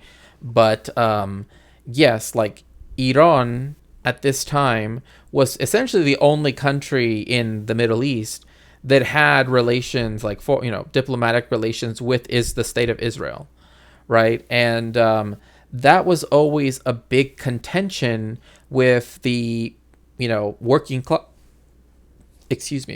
classes, because they were very much against what was happening in Palestine. But, they had open diplomatic relations. And I don't remember if the Israeli government went to Iran for the party. I doubt they did. I feel like they wouldn't have sent someone to Iran at that time. But that is one of those things, too, that, like, the people that want a return to, Jai Reza, right, who want the crown prince to become... to essentially what they want the United States to do is to get rid of the current government and install another Shah, right? The Shah's son, Jai Reza, and he would be Reza II, I guess. And to, impose, like, Western liberal democracy on Iran, right? And one of those things that comes with that, again, is being pro-Israel, right? That is one of the major aspects of sort of this Iranian, one of the groups is actually called Iranian Renaissance, right? Like, that's their whole thing. Like, we can have a renaissance of Iran, right? And there's even this once somewhat disgraced scholar, I would, just to put it lightly, who said that, the problem is that he believes in Huntington's thesis of, like, civilization and civilization states, if that makes sense, right? Where there's, like, Western civilization and Orthodox civilization, right? And Western civilization is the United States, headed by the United States. Orthodox civilization is headed by Russia. Chinese civilization is China, right? And then you have like Islamic civilization, and it's the only civilizational space. And again, I do not subscribe to this at all. In fact, I flatly reject it completely, because I don't believe in Huntington's idea of the clash of civilizations. That's just ridiculous. Is that Iran, like the disgraced scholars point, that Iran should be made into the civilization state of that. And so it's just a lot of that involves. I doubt that even Westerners like to put another Shah. They just want to turn Iraq into we just want to turn Iran into what Iraq is. If they wanted liberal democracies, they would have made a move on their Gulf allies. I mean, like, if they really, really wanted them to have democracy, they could have had it. You know what I mean? It's like they literally give them so much money, so much, other stuff. But, same thing with like Djibouti, right? Like where they have their huge base, right? For their presence in the Red Sea and the Gulf of Aden, etc. It's like, even like Bahrain, right? Like Bahrain is a country that you have a Sunni monarchy for a Shia majority populace, right? And like during the Arab Spring, like, that was brought up because the monarchy tended to side with Saudi Arabia. Whereas the Shia tended to be more sympathetic to the cause of Iran, for example. So the westernizing trend favored by the Shah put him at odds with the conservative elements of his society. At the same time, his regime was constantly accused of corruption, whilst the National Intelligence Agency, SAVAK, aggressively cracked down on political dissent.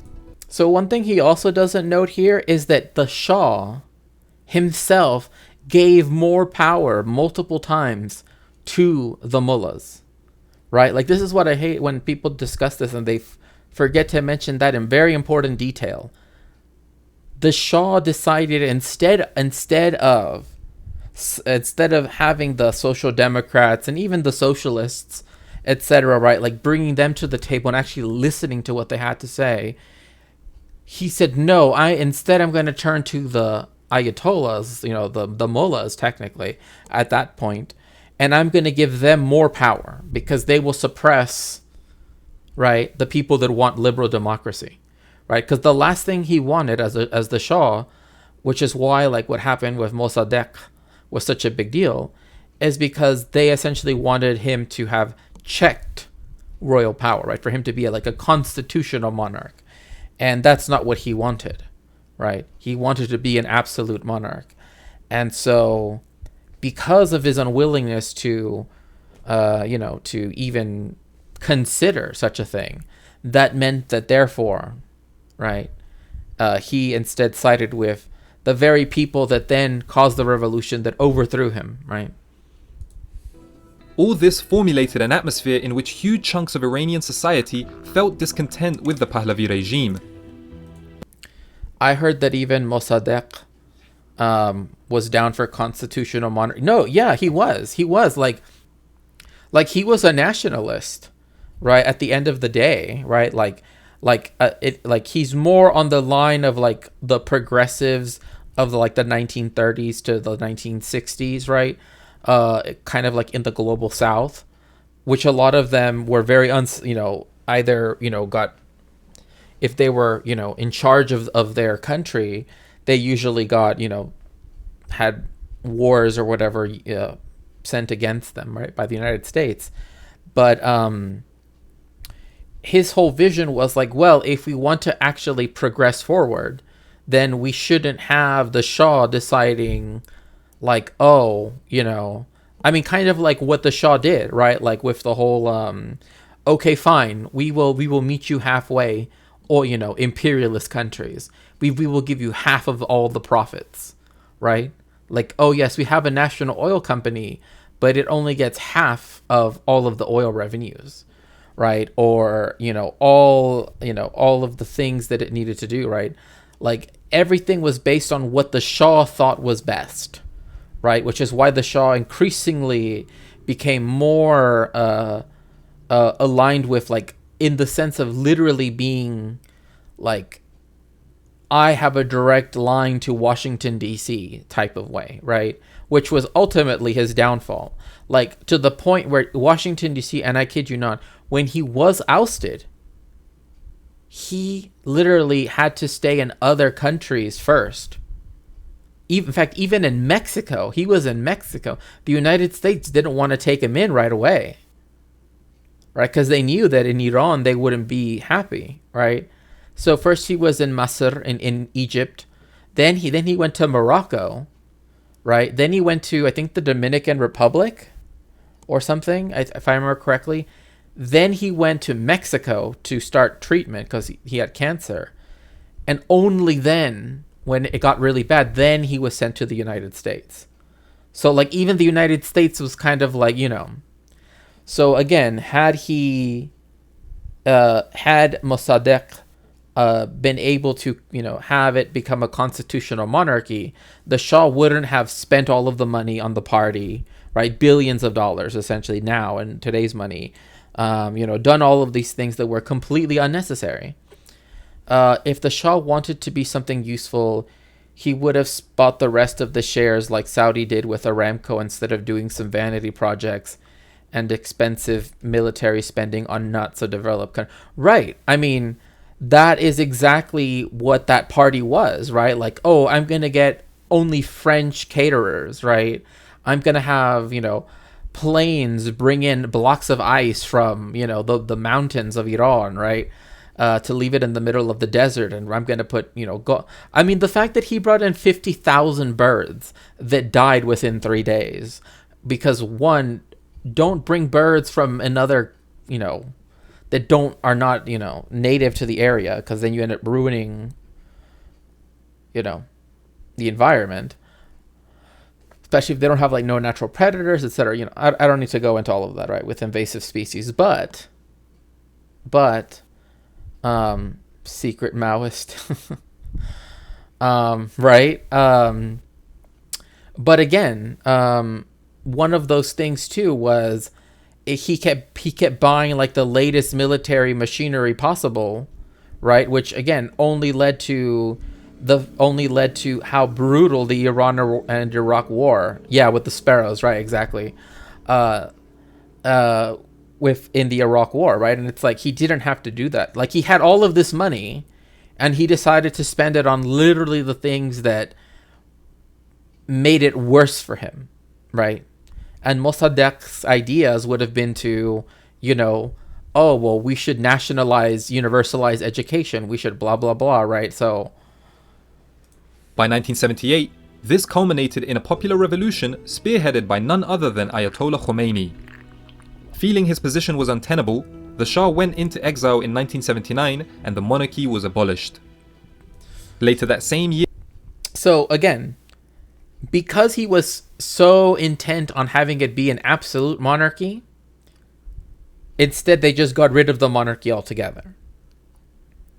Right? Because the ulama, right, like the religious scholars, right, in many ways were pro-monarchy for quite a long time until it became untenable, right? Because it became clear that he just wanted, as long as he always had power, that's all that mattered to him, right? And so what it also doesn't mention is that Khomeini, right? Yeah, it's very TLDR for sure.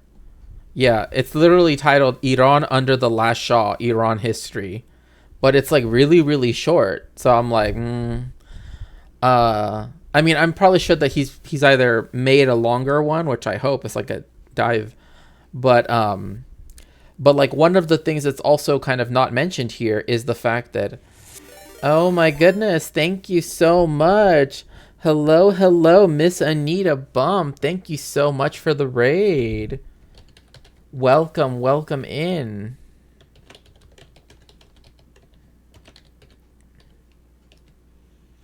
Welcome, welcome.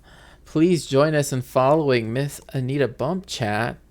They're a very wonderful streamer. Hello, Jamie. Thank you so much. Appreciate that. Hope you're having a good evening as well. Welcome in, everyone. Make sure to refresh so that you get to be counted as a viewer. I am Shakespeare, a cultural historian, talking about all sorts of stuff. Right now we're talking about the Iranian Revolution. Hello, Anita. Hope you had a good stream. Hi, Zayday. Thank you so much for the follow. I appreciate it.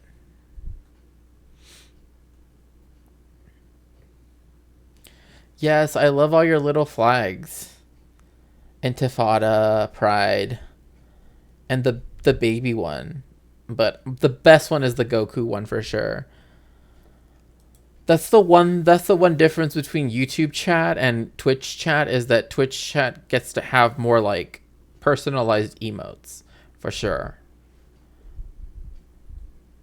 But yeah, like I said, right now we're going over the Iranian Revolution. Well, kind of like it seems like a speed run, talking about like the downfall of the last Shah of Iran. So year, an Islamic Republic was announced with Khomeini leading it. The Islamic Revolution sent shockwaves throughout the world. Anti-American sentiment had been integral to the Islamist cause against the Shah, and so the new Islamic Republic's relations with the US proved to be contentious.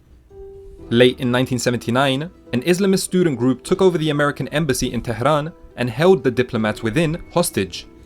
So this might seem like, wow, they did. The one thing that's always kind of like the reason why, because I know they made the movie Argo, right, which makes it very scary and very scary stuff. This actually was not uncommon. They actually had done this like the week before. This has happened multiple times where they went into the embassy and did the, and like this is why it didn't, like this is why in fact they did not have all of these like protections that you would have thought otherwise, right? Because this has happened before. So the fact that they took the hostages, right, was the only real difference in this case, and held them for as long as they did was only because of that. Otherwise, they had already done this multiple times before, so. The ensuing diplomatic crisis resulted in the severance of relations between Iran and the US, which is still the case to this day. Thank you guys for watching. I want to Okay. Yeah. Excuse me. Yeah, for me that felt so short. Like, I don't know. It's just like, I don't know. It just feels really, really weird to focus on that. Here we go. Eagle Pass, Texas, border. So now we're going to talk about the border, right? And so the title of this video is called Republican Governors Claim to Defend the Border, in quotation marks, are based on lies, which, I mean, it's true. They're based on lies, but on the U.S.-Mexico border has become the I'm sure they only have the best of intentions. Site of a massive standoff between federal border patrol agents and the Texas National Guard. The whole conflict started over razor wire when Texas authorities put razor wire on the southern border during a surge of migration. A federal appeals court granted Texas authorities the right to do this, but like, just look at this, right? Like, they're literally putting it here, and like, one thing too is like, it damages the environment. You know what I mean? Like, regardless of everything else notwithstanding, right? Like, taking all of the other stuff when it comes to human beings already as it's wrong. Like, just look at that, right? It's like, it shows that they don't care, right? It's about enacting violence. It's about, it's not actually about, oh, because they care, right? It's because they don't care, right? They do it out of a, A little over a week ago, the Supreme Court struck down this ruling and said that Border Patrol agents have a right to remove and cut the razor wire. Now, as the highest court in the U.S., the debate should have ended there in theory, but Texas Governor Greg Abbott offered his own constitutional interpretation, saying that the surge in migration constituted an invasion and that he had the right to mobilize the Texas National Guard to take over the border in lieu of... See, this is why all of those people like Tim Pool, people like Tim Pool, I don't know, I can't really... like essentially all of the right wing commentators that kept you, I mean, essentially Fox News, right? That always frame it as like, oh brother, it's one of them invasions. It's like, it's not an invasion, right? It's the reason why when they emphasize military aged males, which is just a very strange way to put it. Which again, I've talked about this before, that like during the height of, European immigration to the United States in the 19th century, most of the people that immigrated from Europe to the United States would have fallen into that description, right? But I don't see them, and they never do complain about Europeans that are blah, blah, right? So again, it's this racialization, right? And this already putting intent and criminality, right? And intent of criminality within BIPOC people, right? That they are showing you how racist they are, right? They are the ones actually being open about it. But but in some ways by being abstract, right? By saying it's an invasion, some people say, oh, well, they're talking about actions, right? But it's like, no, they're referring to the people. That's what makes it so sinister, right? What he described as the executive branch abdicating its duty to enforce immigration law. Since Governor Abbott declared his intention to hold the line, every single Republican governor except one declared their support for Governor Abbott, and 10 states have dispatched detachments of their own state National Guards to Texas. Conservative activists have organized caravans from around... Like, look at this. Like, it's essentially just like a Trump rally. It's kind of like it's almost like a state fair, but it's just like one big Trump like hog rally. Like, that's essentially all this is. I know, like, if you go out into like San Bernardino County, even Riverside County, I mean, like I see places like this where they have like these big old flags, and I'm just like, okay, like, the country to, in their words, defend the border, and what you're seeing behind me is a culmination of that. What's happening here has been described as a migrant crisis or a constitutional crisis, but to just see images of people crossing the border obscures the deeper crisis at hand, the crisis of US imperialism. In the last few years, the number of migrants trying to cross the southern border has increased dramatically. Encounters with migrants at the border have more than tripled since the end of the Trump administration, and Republicans were quick to use this to attack Biden. Republicans have painted a picture of a completely porous southern border under Biden, one where border regulations aren't enforced and border agents' hands are tied, preventing them from doing their jobs. This campaign has been so effective that immigration has become the most important issue for voters in the upcoming election in many polls, even topping the list in states like New Hampshire, which literally border Canada. The right wing says that illegal... Well, right, like, no right-wing vigilante with bulletproof vests and AR LARPing. Right, like the fact that in Texas that has been legalized, right? That, like, yes, you can have bands of white supremacist vigilantes, right? They can detain people and possibly even harm people, and I won't, go beyond that for propriety's sake. Means that, yes, essentially letting people pretend that they're the border patrol, right? But even more so, right? Because they actually think that they have like a duty to do something, right? That means, of course, that the violence that is enacted, the brutalization of, people of color who are trying to seek refuge in the United States, needs to be understood in a far greater context. Like, for example, like when Tim Pool, I saw this on Irene's stream, that like he was saying, well, once people from Guatemala cross into Mexico, they don't need to go anywhere else, right? Like now they're in a safe, and it's like, that's not how actually the laws concerning refugees work. It literally states that it does not matter the manner in which they get to their final destination, nor what their final destination is. You cannot impede them. In fact, you're supposed to help them reach their final destination, right? So like saying, oh, well, what we need to do, this is the reason why people, why you have like governors that go to Mexico City and almost try to convince like Mexico to create its own border patrol system, right, on its southern border, right? And it just like doesn't make any sense. Immigration leads to higher crime and costs taxpayers billions of dollars in the public services used by undocumented people, talking points which have been widely adopted by the conservative movement. A bunch of them that they shipped up here, they were criminals that were let out of jail because they didn't want to take care of it anymore, and they're coming in. See, like this is completely a lie, right? Like every single time that they say it's them already inserting. Also, if someone has a chance, could someone please drop Exodus 5:1? Yeah, chinga la migra. But if someone could bring up what Exodus 5:1 is, because I'm curious and it's not coming to my mind right now. But like this is just completely like false. But again, it's because it allows them to insert criminality into people seeking refuge, right? They are already criminals just by existing in the United States, right? That's the reason why there's already this like idea that just crossing the border is a crime, right? There haven't been a genius in the U.S. government to do the UA thing, paying Mexico to not let people cross. Well, no, I mean the main thing is that Mexico has policies, right, that are actually very open to receiving refugees, right? And will even grant people like long stay visas if people want them.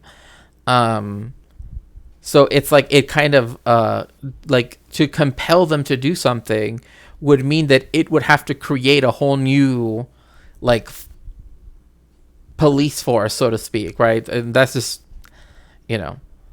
but yeah, like even like, but a lot of it was like when they did the like stay in Mexico plan, right? Which they love, right? Like that's what they want, because that's essentially a way of them saying, well, now if we tell them no, right, there isn't a chance that they possibly could appeal and still be in the country, right? Like everything is so that undocumented people, right, refugees, even if they do get a hearing, after years, and if they want to appeal, don't get to do it in the country that they're trying to actually be in, right? Like think about that. Like it's literally them doing a trial in absentia, because that country is the United States is literally like, we don't want you to be here, even though this is where you want to be, right? Like it makes no sense. But to right-wing people, oh, of course, like they should stay on that side of the fence, that side of the wall, right? And again, by inserting criminality into it, it means that every person, it doesn't matter whether or not, like this is why I hate the people that say, well, as long as you're a citizen and you assimilate, it doesn't matter. Like it doesn't matter if you speak perfect English and even if you dress like them, they still see you as eternally other, right? That's the thing. They still see you in that light. And that's something that like, I don't understand what people like, they don't care, right? They don't care that they're hypocritical or that they're lying, right? Because the idea that they will ever see you as their equals is just not a thing, right? So again, this stands to reason then that all of this, this fear-mongering, right, is particularly a racialized one, but one that also affects the people that are already here as well, right? Because it's like when I was asked, are you an illegal or a regular illegal? Like, what is, you know what I mean? Like, Our country. You never know if they can think a hate crime bomb, because I know the state of Texas has a lot of military bases here too. A report put out like what is she talking about? If anyone's going to, like, the people that do those types of crimes, right, hate ones, it's white people. White cis people do those things, like far, far, far, far more than anybody else. Like, even by sheer numbers and proportion, right? Like again, now it's literally the like, we don't know, we can't. And they're also, again, saying something racist here. They're saying we cannot tell people from anywhere else in the world, right, that are just, generically brown.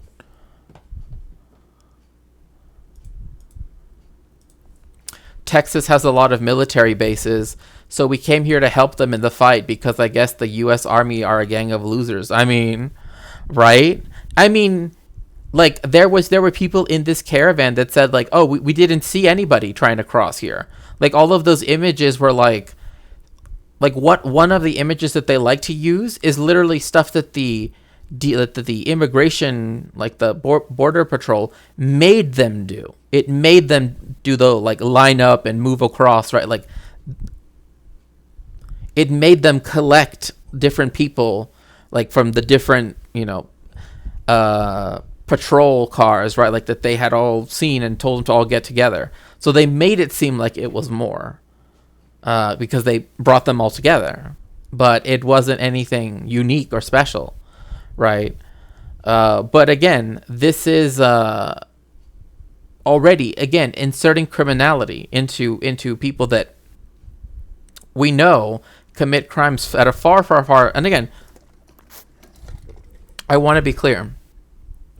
When I say this, I am not, however, I want to make sure that, yes, I'm saying stuff that typically is utilized in the liberal framing of how they consider immigration, but it's only because of the fact that, again, for at least for the sake of discussion, that it doesn't matter if they don't care about those statistics, right? You could literally say that they are all, you could literally show them that, they're like the golden goose, right? And that and that they literally, shit out gold, right? It doesn't matter to them, right? That they don't care.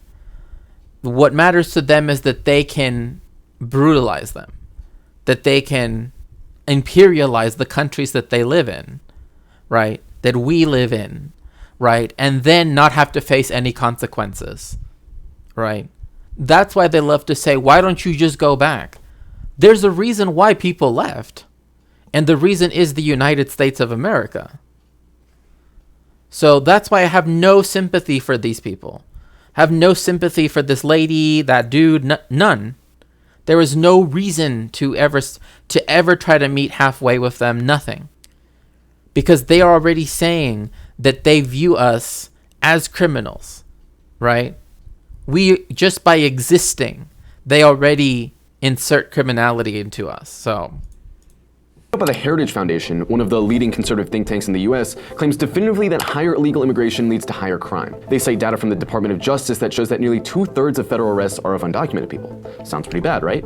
But the increasing crime they're talking about is immigration itself. The first page of the And if they fight back or try to get redress on people harassing them, then there's some monster that doesn't have rights. Exactly. And again, as I like to, at least that's what I learned from TYT, right, exactly.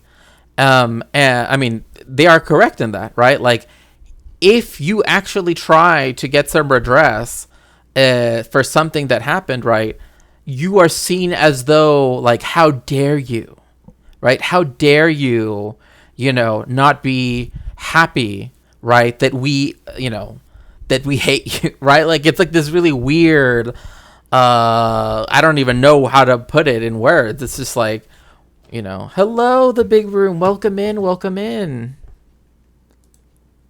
It's so nice to see you. But again, like, because they make immigration as such into a crime, then of course, if they make crossing the border in a way that they've made impossible for people to do, that do not have, right, the specific documentation that they have to have in order to do so, blah, blah, right, because they're refugees or whatever, they're literally saying that, they're just finding different ways to say that we just don't want, refugees to come to the country. Oh my goodness, thank you so much, the big room, to Drama Llama Panorama, and to Seriously. Thank you so much for the gifted subs. I appreciate it so much. DOJ report clearly states that 95% of the increase in undocumented crime is related to immigration. The levels of other crimes stayed steady over the last 20 years despite the huge increase in immigration. The undocumented crime wave that the right wing keeps bringing up actually just reflects the US's increased criminalization of immigration over the last 2 decades. Exactly. Right? Like, immigration itself is criminalized. Being an immigrant is criminalized. Right? That's the reason why the insertion of criminality into the way how we are perceived is, and again, I can only help a little, but I love, oh, that's so sweet of you, the big room. I really appreciate that. Oh, that's so sweet. I've mentioned before, and I actually saw this, the Leftist Mafia had their live stream, and one of the new hosts that I guess took is now in Olemi's spot, right, or the spot that she used to occupy, I should say. She mentioned that like you have to completely change in many ways who you are as like either the child of immigrants or an immigrant yourself. Right, to the point where you have to speak English a certain way, you have to almost feel ashamed to speak your own native language, right? Things like that, because heaven forbid they hear you speaking in your native language, right? A lot of those things do, and again, they use that as a reason for suspicion, right? I actually remember a case where this woman, I believe it was a woman, saw this man that he was writing something, and she assumed that he was a, terror person. I'll just put it like that, because she didn't know what he was writing, right? Like she couldn't understand it, so she assumed it was Arabic, right? Because You know what the writing was? And I kid you not. He was doing math. He was doing like complex like mathematics on a sheet of paper. And because she couldn't understand it, she thought, oh no, why did I get on this flat? I have to be the one to liberate us all. You know what I mean? Like, that's literally what ended up happening. Like, that's what she did. She accused that guy of that, right? In a time when means testing has the same refiltering and forced conformity requirements for benefits, they are often criminality traps, pipelines to reaffirm stereotypes. True, that's very true. That's very true. Yeah, those things are constructed, right, by the overarching structures, right? But not the math being Arabic. Yeah. She didn't understand the math symbolism and thought it was Arabic. That is so sad in so many ways. Yes, it is sad. It is sad.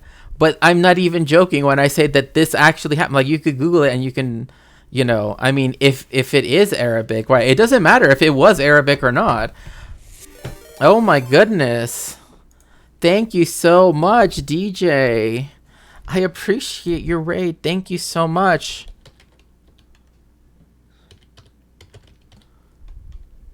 Thank you so much for the raid. Please make sure to follow. Very much a friend of the stream, DJ. Thank you so much for the stream. I am Shakespeare. I'm a cultural historian. Right now we're talking about how the whole, like, defend the border stuff is actually based on a lie. And yeah, if you would like to, please follow. Please make sure to refresh as well. So that way you can get counted as a viewer. Again, thank you so much, DJ. I appreciate it. But yeah, that's like literally, I guess because it must have been like calculus or something, right? Because I'm trying to think of something that would look, I guess, strange to to just anybody. Emergency raid as the laptop blows up. Oh my goodness. Oh no, I hope that your laptop is okay. Yeah, mine, like, yeah, I totally know that feeling though, because my laptop has like battery problems. So, but still, thank you so much for the raid. I appreciate it, and I hope that you can get your laptop fixed. If the US were to stop criminalizing immigration, the undocumented crime rate would disappear. The Heritage Foundation doesn't mention this at all, and instead lists out cherry-picked anecdotes of undocumented immigrants who committed the most gruesome. Oh my gosh, seriously? In the UK, algebra and a lot of math generally is viewed as a complete waste of time, and no one pays attention to it. They just decide they're never gonna need it. I enjoy math and algebra. Yeah, like I myself, right? Like I've always liked to study, on my own, right? Like I like to learn different things. I've always kind of been that way. And so one of those ways, like one of those things has also been like mathematics, right? Because it is useful, right? Like just because it doesn't have like this kind of idea of like direct utility, I guess is kind of how people view it. And one of those things is that's how capitalism, particularly like neoliberalism, kind of what Ghost Nest over in the YouTube chat was stating about, right? Like with means testing, right? Like neoliberalism makes us think those things, right? Like instead of knowing something for the sake of knowing, right? Something that is interesting and has applications in many different ways. Instead, we view it as like, as though it has to like have dividends, right? It's just a way of saying whichever number you wish to use, this is what you do with it. Yeah, I mean, for sure. A lot of people don't realize their perception is so malleable. It will see what it wants to see. Only takes a slight resemblance for racism to be triggered. Yeah, for sure. I'm a math geek too, but it's unfortunately the STEM are pretty much the only subject area we collectively value in the United States. That is true to a large extent, but the only thing that's valued more than STEM are business schools. Like please dismantle racism. Thank you. I mean, trust me, if I could even contribute as a historian in even some small way to just anything, I wouldn't necessarily say to dismantling, but just in some way to, have people think about things and such, right? To complicate, right, a lot of our perceptions. That in itself would mean a lot to me. But yeah, like the only thing that like universities are like, in terms of academics, because sports is a whole different story, but like academics wise, business schools, like those things get the best of everything. Like I'm talking about like, yeah, excuse me. Yeah. They churn out paper and take in Benjamins. Exactly. Like I'm talking about like the business school at one of the institutions I work at literally is like, it's like the Breakers, right? If people know what I'm talking about, right? That like 19th century like mansion, right? Like those big mansions of like the well-to-do back in the day, right? This one is in Rhode Island. It's very famous, I can't remember what's the name of the town off the top of my head right now. But yes, it was like really famous for all the, very, went like in the oil baron type of days. And it has like fountains and you know what I mean? And then it's like you go to the history department and it's just like the doors don't close, Where I live, only software engineering could give you a decent life as a worker. I mean, I believe that. I mean, again, like I was told very early on that like you don't do history for the money, right? Like that is not what you want to do if what you're looking for is like to make money, right? Like you do it because you want to do it. And especially when history departments in many cases are being like Newport. Yeah, it's Newport. It's in Newport. Are kind of being collapsed in, right? Like there are less and less and less like professorships, like the kind that get like tenure track, right? So like I'm not a tenure track professor because it's literally almost impossible to get one of those these days. So gruesome crimes imaginable. The truth is that most undocumented immigrants essentially live under a constant police state. For undocumented people, any small run-in with the law can lead to their deportation. Even the real defunding was in history classes. I mean, I'm not even joking. Like, yes, it's literally like history courses. Like they want you to do either general like U.S. history part 1, part 2, right? So everything up to the Civil War, and then everything after the Civil War. That's taught in two semesters, or it can be broken up to 3 or something. And then it's like European history, right? Or world history, but it's essentially just European history anyway. Like it's like everything happened because of Europeans. Like that's essentially what European history is. But like any of like the but any of like the more like serious courses are the ones that they tend to cut the most, right? They just want you to teach like the intro, to whatever. In the defense of whoever told you that do history for the money is the start of the path that ends on PragerU. Yeah, it's true. It's true. Is that white supremacy again trying to rewrite world history? I mean, the thing is that white supremacy already wrote history books as such, right? Like as we understand it. So like a lot of my work, because I deal with like Latin America and Jewish history, it's kind of like challenging those presumptions, right? Like things like that. Like for example, I was talking about, I haven't watched this video before, but right away I was talking about like the idea of people viewing immigrants as such, as being criminals, right? As having criminality. And now here we are, like he's going over it in depth, like on just one aspect, right? And so that's something you can see over the course of time, right? Where criminality is something attributed or attributable to, right? So people would like to have happen, spend their time studying history. Some NYT journalists write a black book of style book without any citations and outsold them. Yeah, it's sad because Vasily Grossman, right, was going to write the kind of like black book of like the Holocaust, but because Khrushchev came into power, essentially stopped that project. Like Stalin wanted it to be done, but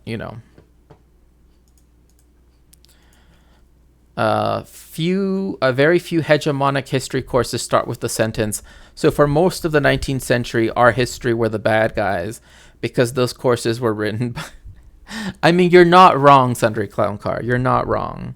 You're not wrong. Again, like, how people frame history... I'm throwing shots at Anne Applebaum. Okay, well...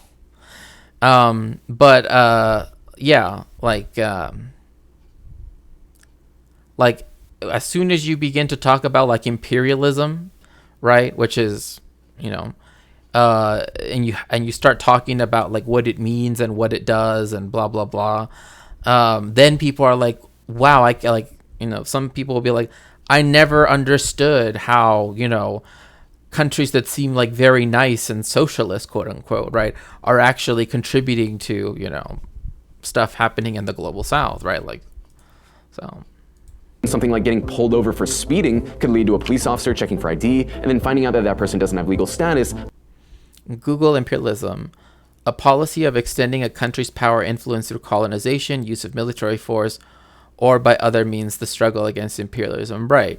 And then there is economic imperialism, right? So it's power and influence through like colonization and neo-colonization, military force, so like hard power, and then also economics, right? Like that is to say the export of capital, right? And a lot of that is often called FDI, foreign direct investment. So like Russia owns 70% of the companies in the Kazakh stock exchange, So all of the profits it makes from those companies, right, go to Russian, capitalists, as opposed to, right, etc. leading to their deportation. This also means undocumented people essentially don't have many legal rights, since their citizenship status can always be held over them by employers or anyone simply looking to exploit a vulnerable person. Which is all the time. I mean, literally, you're always, like, I wish people understood sometimes that undocumented people, right, are so vulnerable, right, that literally anything that you do that can be misconstrued as like crossing the line, right, can be used against you, which is why, again, so many people are essentially rendered invisible because of that, right? Like everything has to be done, right, in such a way where they just cannot really exist. And I mentioned this when we talked about 9/11, that when it came to paying for compensation, right, to the victims, right, they did not give money to people who there was no like documentation, right, that they only knew because, oh, he worked delivering, pizza, and he delivered pizza to there, and he was, he had called that he was in the building, right? They're like, oh, well, he doesn't exist, so we don't have to pay out, right? So, that's why next to the 9/11 memorial that you see in Lower Manhattan, you will see also a bike that's it's like spray painted gray. I don't know if it still is, but it's there because it's to honor all the people that were like, they never acknowledged that they died, right? Because they were undocumented, because they had to hide, right? Because they're so vulnerable. Right? Like that's why, again, the vulnerability of undocumented people can lead, people to, again, resort to things that they otherwise wouldn't.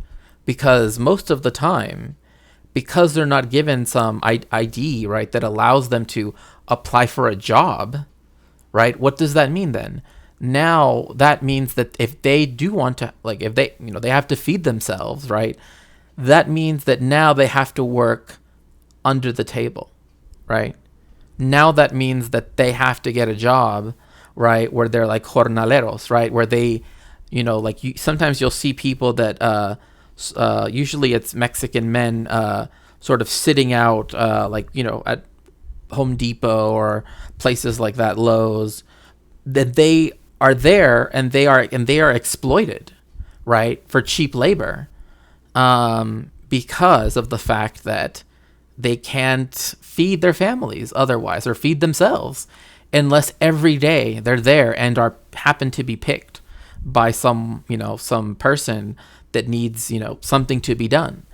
And they don't get any benefits. It's not like they can get Social Security. They can never retire. It's backbreaking work. If they get harmed, if they get hurt, where do they go? Right? Like they can't get medical insurance. Right? So you see how the issue with criminalizing immigration itself is a way to also, right, on so many different magnitudes, just keeps expanding and gets worse over time. In the UK, politics is currently being geared towards stop the boats. Oh yeah, like in Australia, like in Pryor in Australia, a lot of the rhetoric is essentially just rehashed Australia stuff. There is a video on YouTube that talks about that. But what I'd like is for a system to more quickly deal with immigrants. They should be supported, come here to live, work, be helped, compassion. But the current system is like, keep them out, they're bad. The system needs investment, better help, support, humanity. Well, right, like the system that exists, particularly in the Five Eyes, right, which is the UK, Canada, the United States, Australia, and New Zealand. They all share all of our biometric information with one another. Their intelligence agencies and also their border agencies. And that's why a lot of their policies kind of sound alike and they work almost in the same way. And one of those things is that they lack, one aspect of the, they lack this aspect. I'm just going to point out one. and that is they lack compassion, right? Like there's no humanity, there's no desire to help, right? If anything, it's the opposite, right? To not help at all, right? And instead to do the like stay in Mexico policy, right? It's like, oh, well, we're not even going to let you even set foot in the country in the first place, because then we would have to actually, then people could see you, then people could have compassion towards you, right? It's a way of erasing people, right? By saying, oh, well, now they're going to be over there, right? And we're going to keep othering the other side of the wall constantly, right? So let's see here. Politics surrounding immigration is very quote-unquote gate-kept by the right here. They get a serious bone for being anti-immigration. We have a conservative government right now. Yeah, with Rishi Sunak. Yeah. Big corporations frequently exploit people's undocumented status to pay them less than the minimum wage. And despite being subject to these illegal labor... In fact, I can attest to this. I was legally paid. You know, like they found a way to pay me less than the minimum wage as well. Labor practices, undocumented people pay tens of billions of dollars in taxes every year, literally the opposite of the above-the-law criminal trope that the right wing is pushing. The most common talking point we heard at the rally was that undocumented immigrants are an economic burden on taxpayers because they receive government aid. The threat is that we're paying for everything. If they bring enough people across and overwhelm the system, you're going to be worried about it too because you won't have a job. No matter whether or not you have any of these people in your backyards or in your city, one of the things... Oh gosh, whenever they say these people, right, it comes across as like almost like getting closer to like dehumanizing language. You know, some people say, oh, well, you know, she's trying to speak about a particular group, but it's just like the way in which it's used, right, is a way to say they are not like us, right? Like typically. It does affect is your wallet, and it affects how the nation spends its money. It affects the economy because now you're looking at debt for our great-grandchildren. We pulled up a report by FAIR, a right-wing think tank that focuses on immigration, which claims that the net drain of illegal immigration on the country is over $150 billion. They list out a bunch of programs that they say give money to undocumented immigrants, but these numbers are misleading. FAIR arrived at the $150 billion figure by taking the funding for different federal programs and saying that the proportion of undocumented people in these programs represents the economic drain of undocumented people. So, for example, they say that the U.S. allocates $17.5 billion to low-income schools, and undocumented immigrants compose around 20% of students in low-income schools. Therefore, the economic burden for this budget item, they say, is $3 billion. But this methodology is flawed because it looks at a snapshot of the moment when immigrants arrive, but doesn't account for their net contribution over time. The data shows that they end up contributing... See, like, this is why I brought up the very liberal viewpoint, which is, you know, is the one that, again, the legislation has to operate under, right? Like, you know, being a liberal bourgeois democracy is that you have to use these stats, you have to use but one aspect, of course, that is kind of an issue is that then it becomes the battle of the stats, right? No, we can't pay for schools. We need that money for companies that sell tanks. Yeah, pretty much. I mean, it always becomes a thing of like, how is it that we can, you know, how can we give Raytheon, right, like a reverse tax break, right, or rather like a thing where we actually pay them and still buy their stuff, right, like more to the system than they end up taking, due largely to the fact that immigrants are legally forbidden from receiving most government benefits, but still pay taxes. See, like, just that alone, no person that is illegal. By the way, I dislike that terminology. There's no such thing as an illegal person, and people should resist, right, even in their own, you know, idiolect, right, that is to say, even in your own way of speaking, right, in your own parlance, to not talk about people that way, right? Because then that contributes to the othering of people who, again, are forced in many cases to make choices they wouldn't necessarily take otherwise, right? Let alone the fact that they're looking for refuge, right? Like the United States literally backed this, you know, like Nayib Bukele, right? That's just arresting people, you know, on the suspicion, that they are in a gang, not even that they have proof, right, or reasonable, you know, that they have some idea, right, that they have some actual evidence or anything. No grand jury to determine if they have a case, and now they have mass trials, right? So again, of course people are going to leave a fascist system like that, let alone all of the other issues that the United States has perpetuated against, right, Latin America and Central America, you know, that perhaps stands out, right, in many ways with like what happened against the, you know, by funding the Contras, right, against the Sandinistas, et cetera, right? Like it does not help to be this way. Furthermore, data shows that second-generation immigrants are actually the highest net taxpayers and contribute more to the system than people with 2 US-born parents. They tend to be higher educated and have higher average incomes, making their tax payments higher. Most immigrants contribute a net positive income to the country over... See, I don't like this type of thing, because then it's all like, well, like the best thing about them is that they actually give more money than anybody else, right? It's like, it doesn't matter, you know, like I like on one hand, I see why they like to argue these points, but on the other hand, I'm just like, this is literally viewing us as just, you know, like, oh, can they, like, let's measure up, right, how much money they can produce for the bourgeoisie, right? You know, let alone with all the exploitation that happens along the way, right?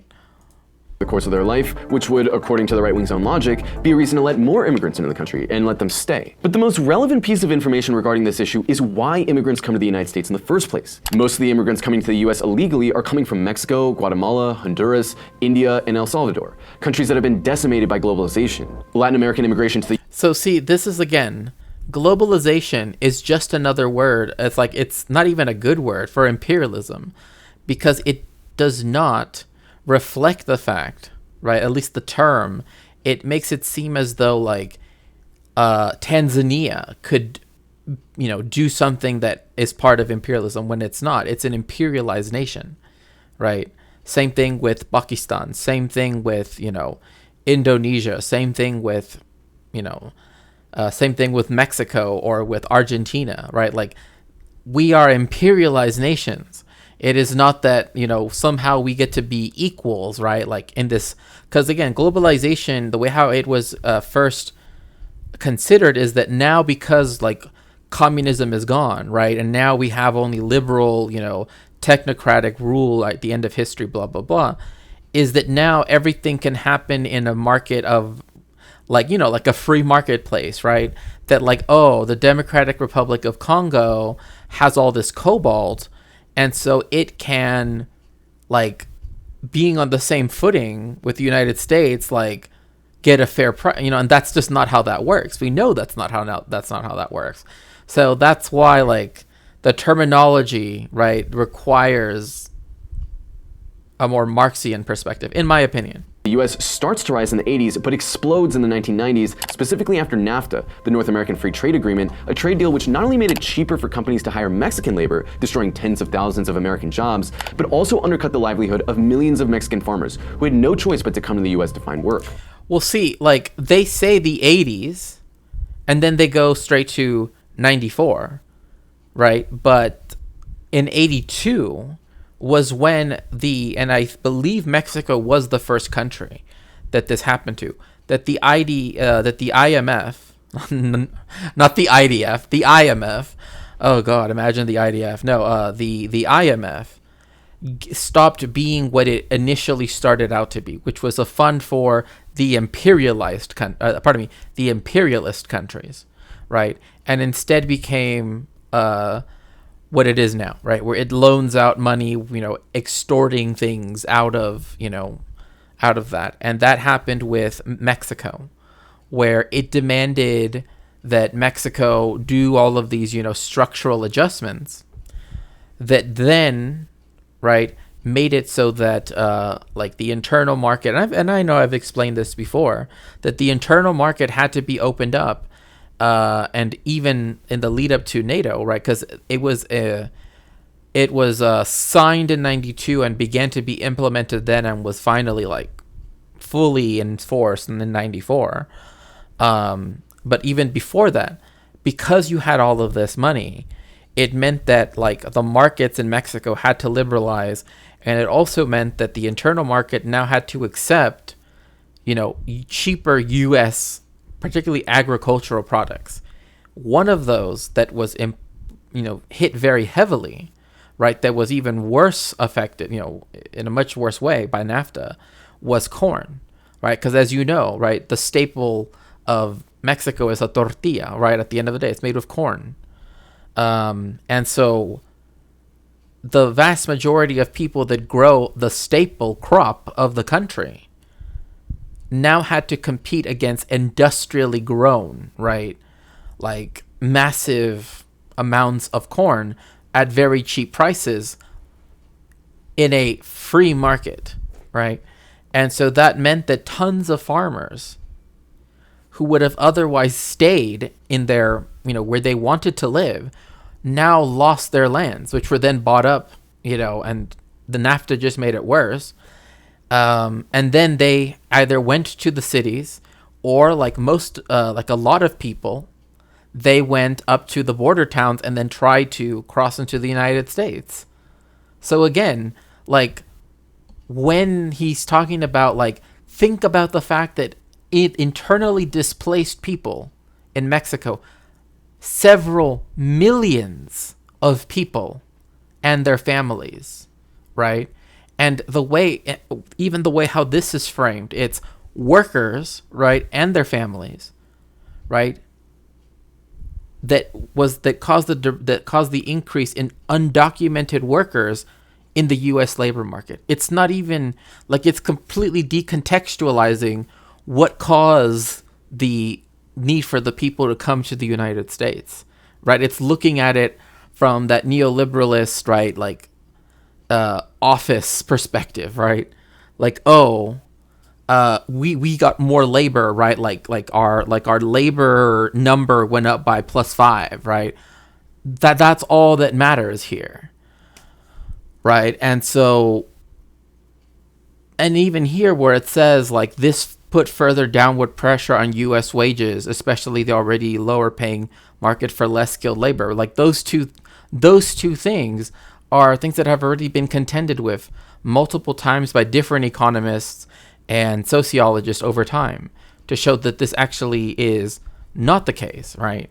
So, because instead of saying Mexico had internally displaced people and then seeing them as refugees, no, they're illegal immigrants. You know what I mean? Like that's where the semantics of the thing, right, matter so much. On top of that, the US also just straight up destroys countries through covert coups and dirty wars. In 2009, the Obama administration backed a coup that overthrew Manuel Zelaya, the progressive president of Honduras.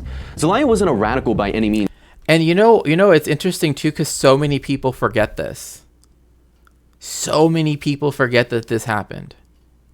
I know so many, like what Obama did in Honduras. What do you mean? Well, what did he do in Honduras? It's like, yeah, he did something kind of bad. I don't know what you think, but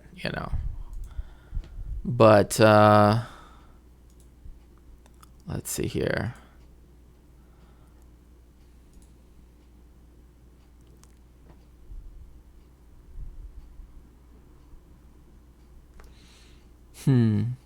But like, I hope that people understand like my point in actually, calling out the fact that the language that is used is again important, because then that makes people frame, right, specific things in such a way that even people that are, at least ostensibly speaking Marxists, right, or social democrats, or, whatever it might be, right, of the left, instead are in many ways, kind of end up adopting a more right-wing understanding of, what's going on. So anyway, what we are going to do, chat, And unfortunately, I still don't know how to